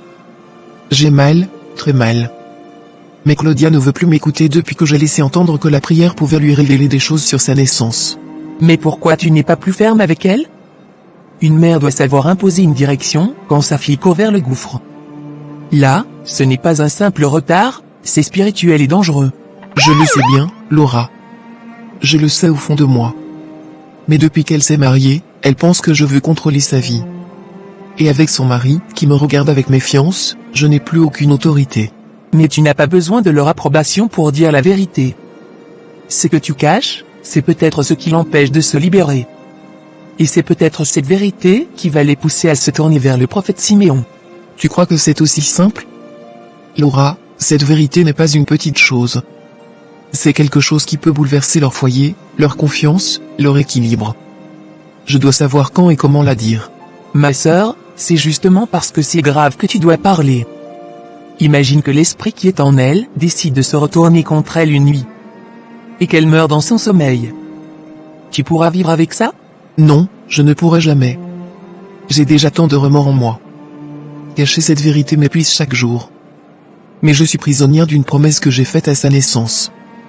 Et rompre cette promesse, c'est exposer beaucoup plus que moi. Chantal, aucune promesse ne vaut la vie de ta fille. Aucune. Si tu ne peux plus la convaincre par la prière, alors fais-le par la vérité. Elle mérite de savoir qui elle est réellement. Tu as raison, Laura. Peut-être qu'à force de vouloir la protéger, je l'ai plongée dans l'ignorance. Peut-être que le moment est venu de briser le silence, même si ça me coûte. C'est la seule façon de sauver ta fille. Et crois-moi, si elle entend tout ce que tu sais, elle comprendra d'elle-même que seul le prophète Siméon peut l'aider maintenant. Mais son mari, Johnny, il me déteste maintenant. Il pense que j'ai fait des pactes, que je suis la source de leur malheur. Il ne m'adresse même plus la parole. Laisse Johnny. Ta priorité, c'est Claudia. Si elle comprend, elle saura parler à son mari. Ce couple peut encore s'unir pour se battre, mais il faut leur donner les armes. Et la vérité en fait partie. Merci Laura. Vraiment. Tes paroles me réveillent. J'ai trop attendu, j'ai trop hésité. Je vais parler à ma fille. Qu'elle sache enfin la vérité sur sa conception et sur les décisions que j'ai prises à sa naissance. Voilà, tu vois que tu peux. Et fais-le sans détour, sans chercher à l'adoucir. Ce genre de choses ne se cache pas avec des demi-mots. Donne-lui la vérité entière, même si elle fait mal.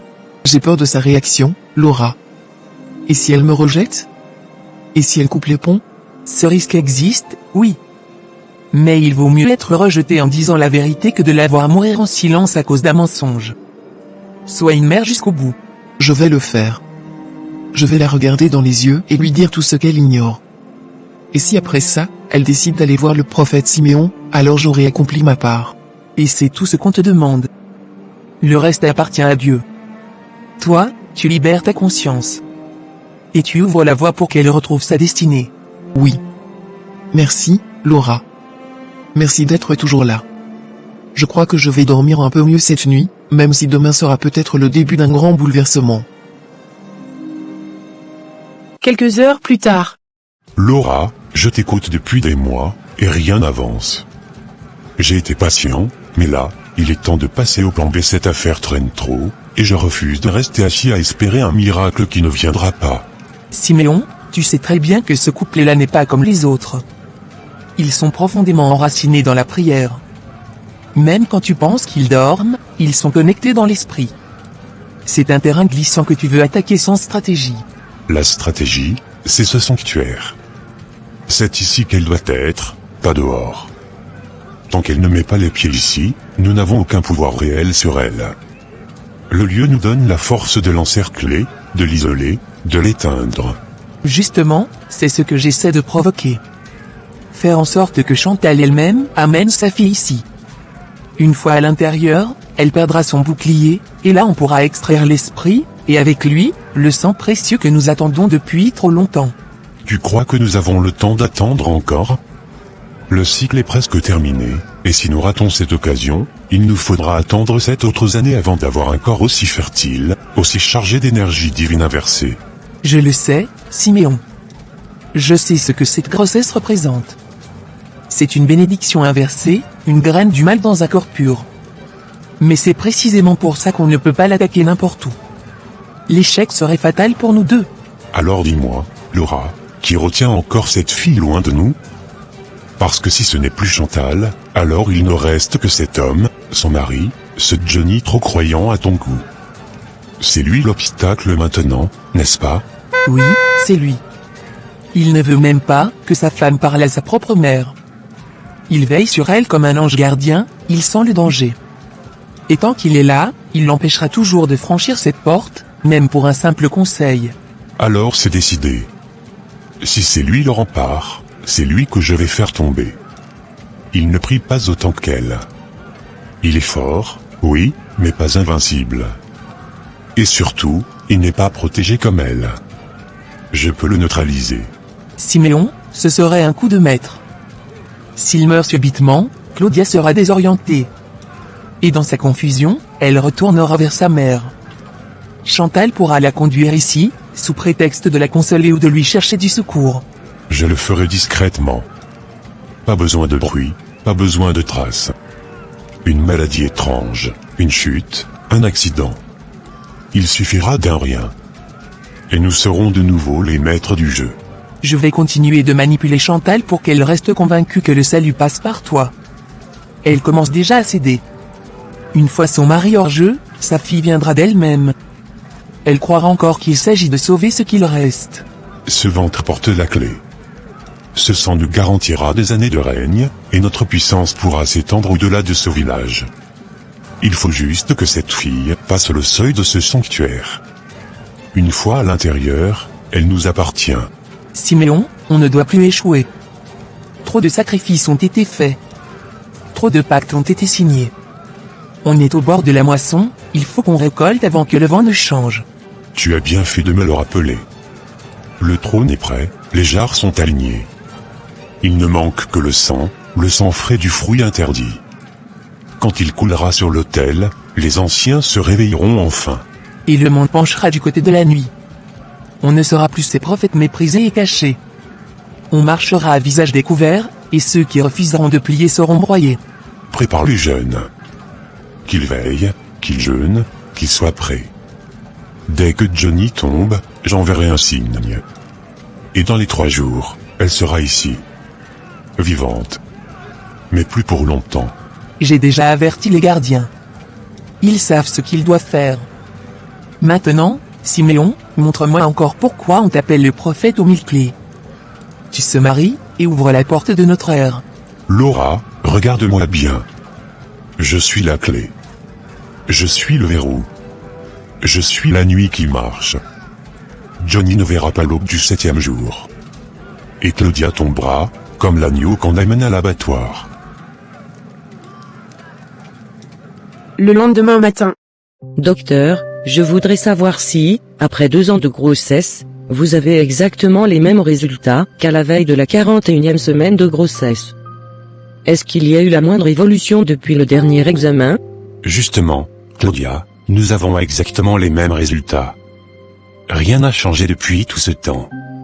C'est comme si votre corps refusait d'avancer, comme s'il s'était arrêté au seuil de l'accouchement. Donc, Concrètement, je peux accoucher à tout moment, mais le corps ne déclenche rien. Je suis fatigué, docteur. 2 ans, ce n'est plus humain. Je vous comprends. Et c'est pour ça que je réitère la proposition de médiatisation. Claudia, votre cas dépasse la médecine classique.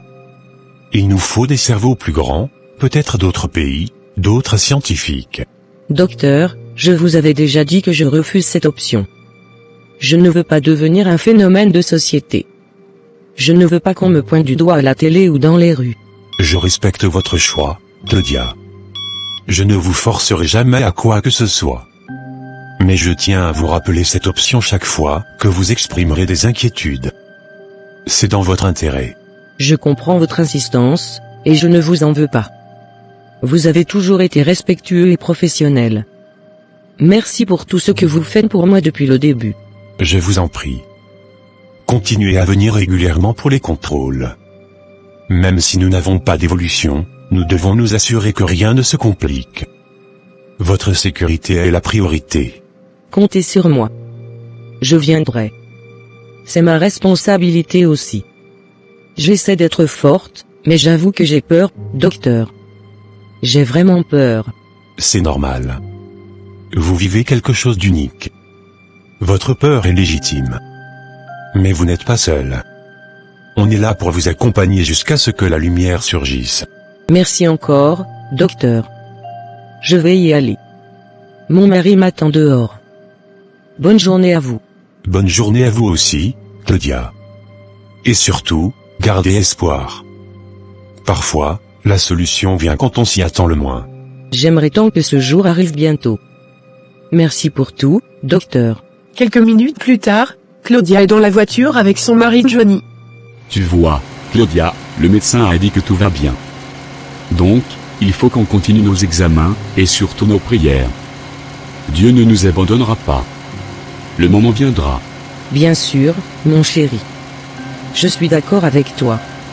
Mais au fond de moi, je ressens une gêne. Comme si ma mère et moi étions dans 2 mondes complètement opposés maintenant. Ta mère est absorbée par ce prophète. Depuis qu'elle est entrée dans sa vie, elle a changé. Elle ne dit pas toute la vérité, et elle refuse de voir clair. C'est triste, mais c'est la réalité. Je ne la reconnais plus. Elle a tellement misé sur ce prophète, qu'elle semble avoir abandonné tout bon sens. Et le pire, c'est qu'elle ne s'inquiète même plus pour moi. C'est douloureux, je sais. Mais il faut qu'on reste unis, toi et moi. Nous avons Dieu de notre côté. Et lui seul peut faire ce que ni ta mère ni son prophète ne peuvent accomplir. Tu as raison. Chaque fois que je me sens perdu, c'est toi qui me ramènes sur le bon chemin. Merci de rester à mes côtés malgré tout ça. Je t'aime, Claudia. Et je crois fermement que cette épreuve ne sera pas éternelle. Ton miracle arrivera.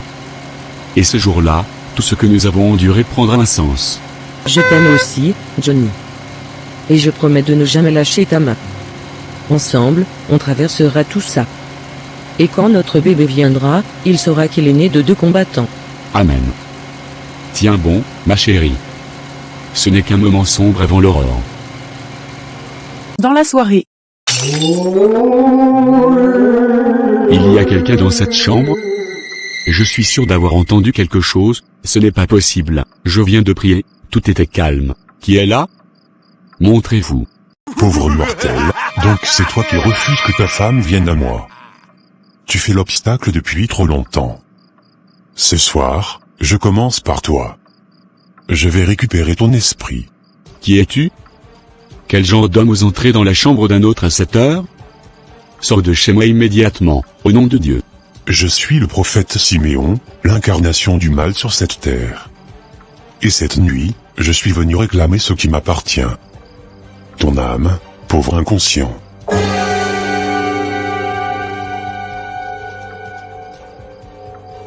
Je ne te crains pas. Je suis sous la protection de Dieu. Et aucune force obscure ne peut me vaincre, tant que je marche dans la lumière de l'Éternel. Tes prières sont faibles devant ma puissance. Depuis 2 ans, on vous demande de venir prier. Tu refuses, tu fais l'homme fort. Tu vas mourir ce soir.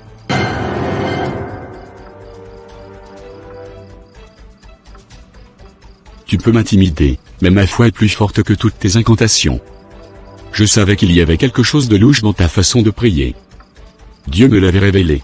Voilà pourquoi je te hais. Parce que ton esprit est éveillé. Parce que tu empêches ta femme de nous rejoindre. Mais ce soir, je vais te faire taire.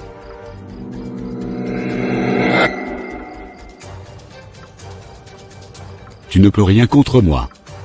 Ce n'est pas moi que tu veux, c'est l'enfant qui est dans le ventre de ma femme. Mais je te le dis, au nom de Jésus-Christ, disparais. Tu crois pouvoir me chasser avec tes mots? Tu n'as aucune idée de ce que nous avons fait pour que ta femme tombe enceinte de mon Seigneur.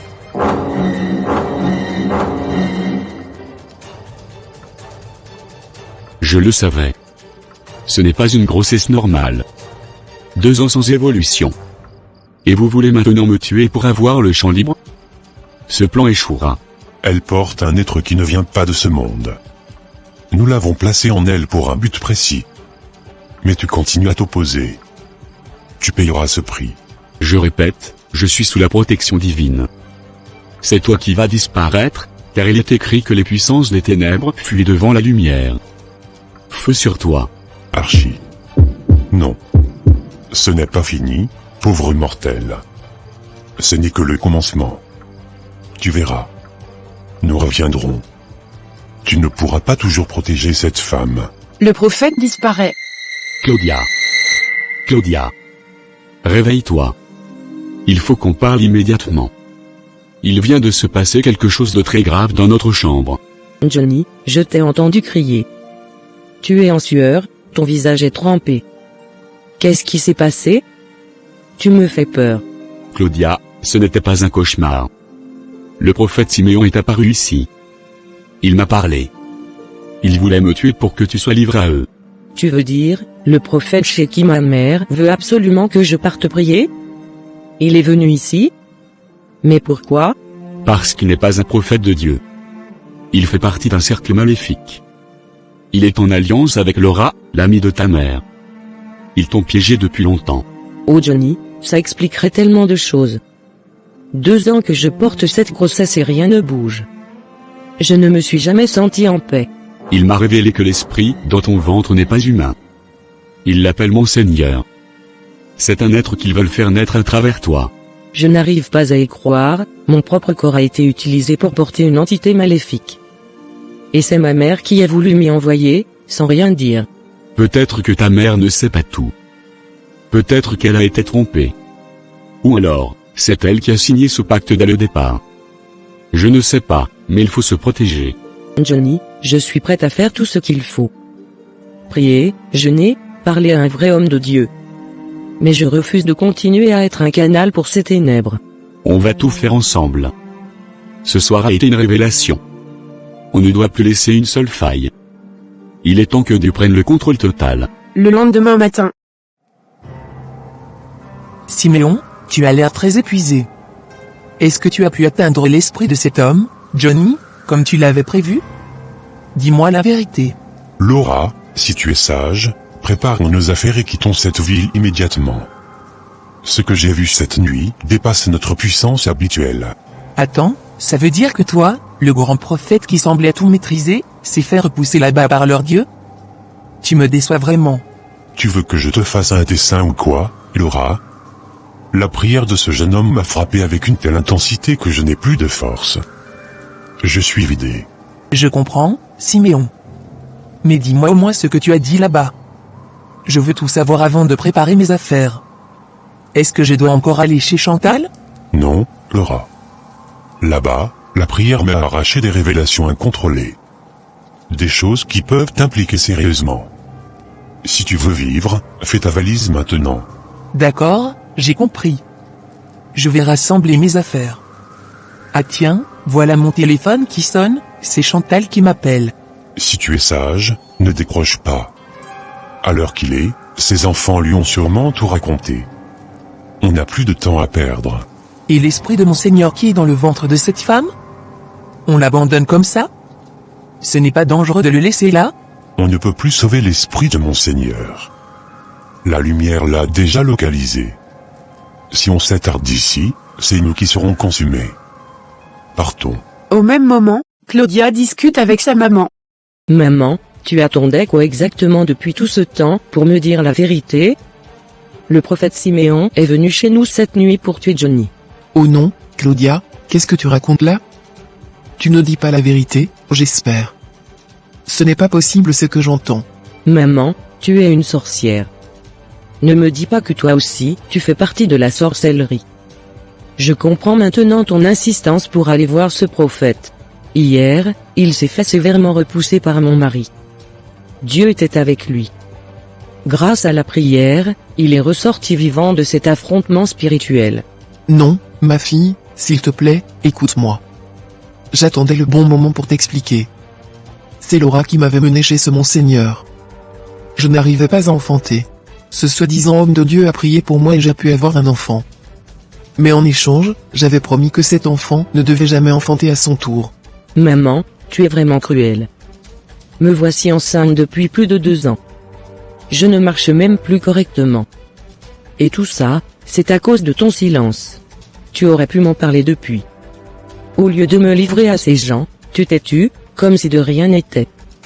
Je souffre dans mon corps, maman. Ma fille, je te jure que je ne savais pas que Laura faisait partie de ce cercle.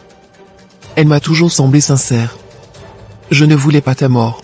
Ta soi-disant amie est une vraie sorcière. Siméon lui-même a dit qu'elle fait partie du cercle maléfique. Et toi, maman? Toi aussi tu en fais partie? Non, ma fille. Je t'assure que je ne fais pas partie de ce cercle. Mais je comprends maintenant que Laura m'a manipulé. Je me sens trahi. J'essaie de la joindre depuis tout à l'heure. Elle ne décroche plus. Peut-être qu'elle fuit, maintenant que tout est dévoilé.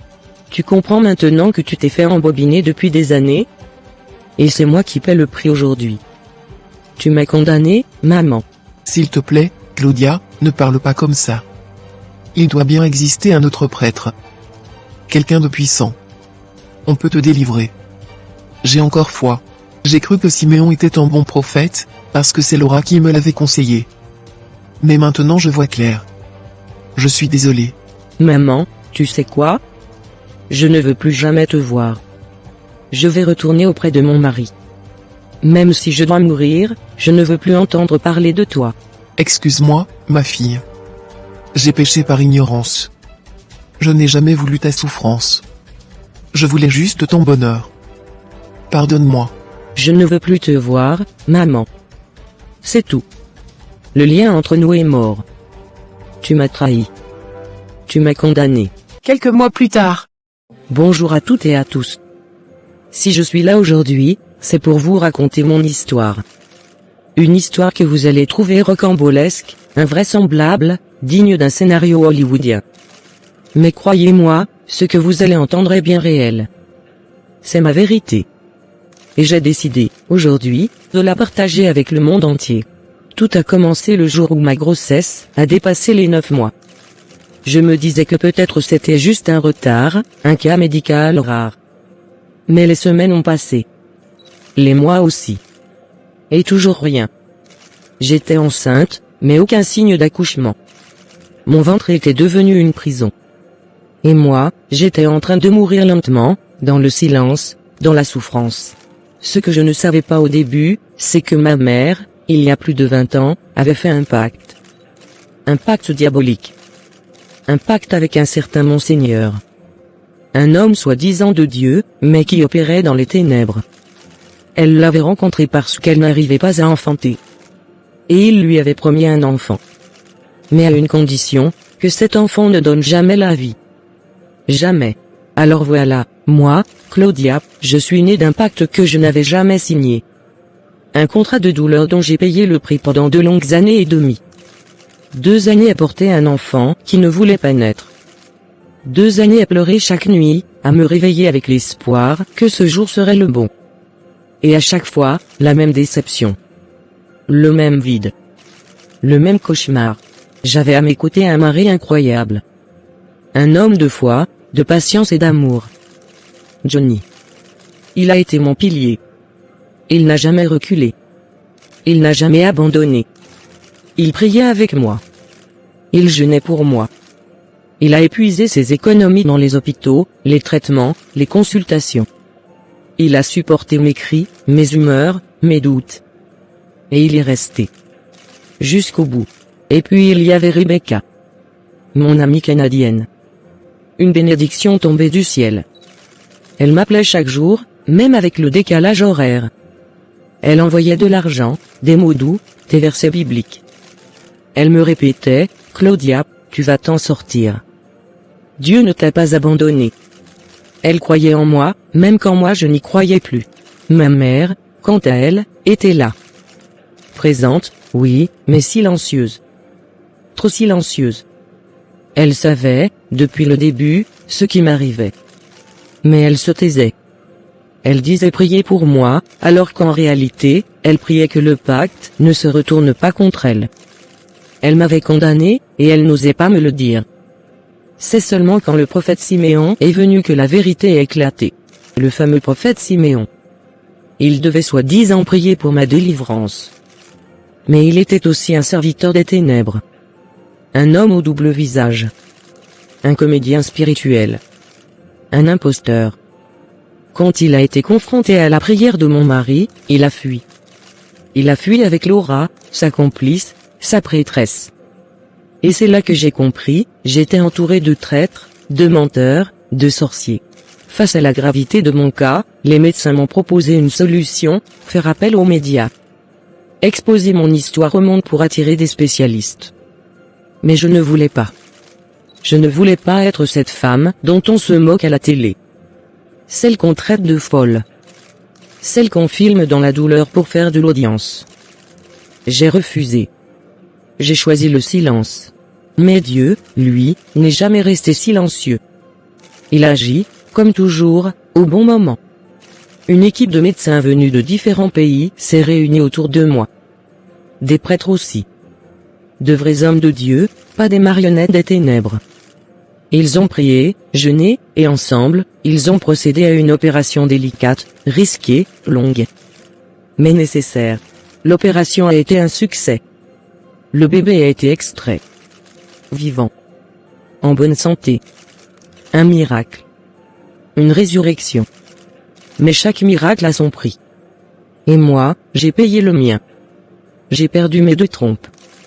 Je suis devenue stérile. Une femme qui ne pourra plus jamais porter un enfant. Une femme qui ne connaîtra plus jamais les joies de la maternité.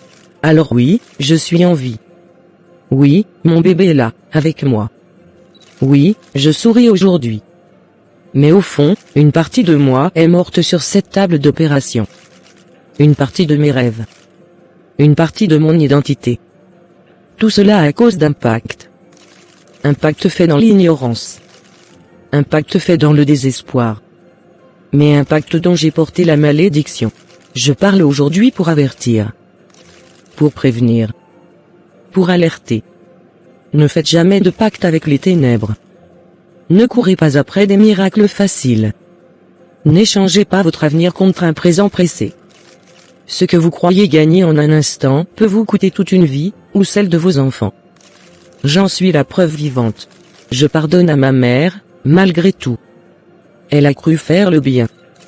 Elle a cru me sauver. Elle a cru que Dieu était lent, et elle a couru vers l'ombre. Mais l'ombre ne donne jamais gratuitement. Elle prend. Toujours. Et elle finit par détruire ce qu'elle a donné. Aujourd'hui, je suis debout. Brisée, mais debout. Écorchée, mais vivante. Et si j'ai pu m'en sortir, ce n'est pas grâce aux hommes, ni aux potions, ni aux pactes. C'est grâce à Dieu. Le vrai. Celui qui libère sans condition. Celui qui aime sans pacte. Celui qui guérit sans retour de flamme. Merci de m'avoir écouté. Que Dieu vous bénisse et vous protège contre les pièges des ténèbres. Prenez soin de vos vies, de vos choix, de vos enfants. C'était mon histoire. Merci. J'espère que cette vidéo vous a plu. N'hésitez pas de liker et de vous abonner. Surtout, et donnez vos avis en commentaire. Je vous aime. À très bientôt.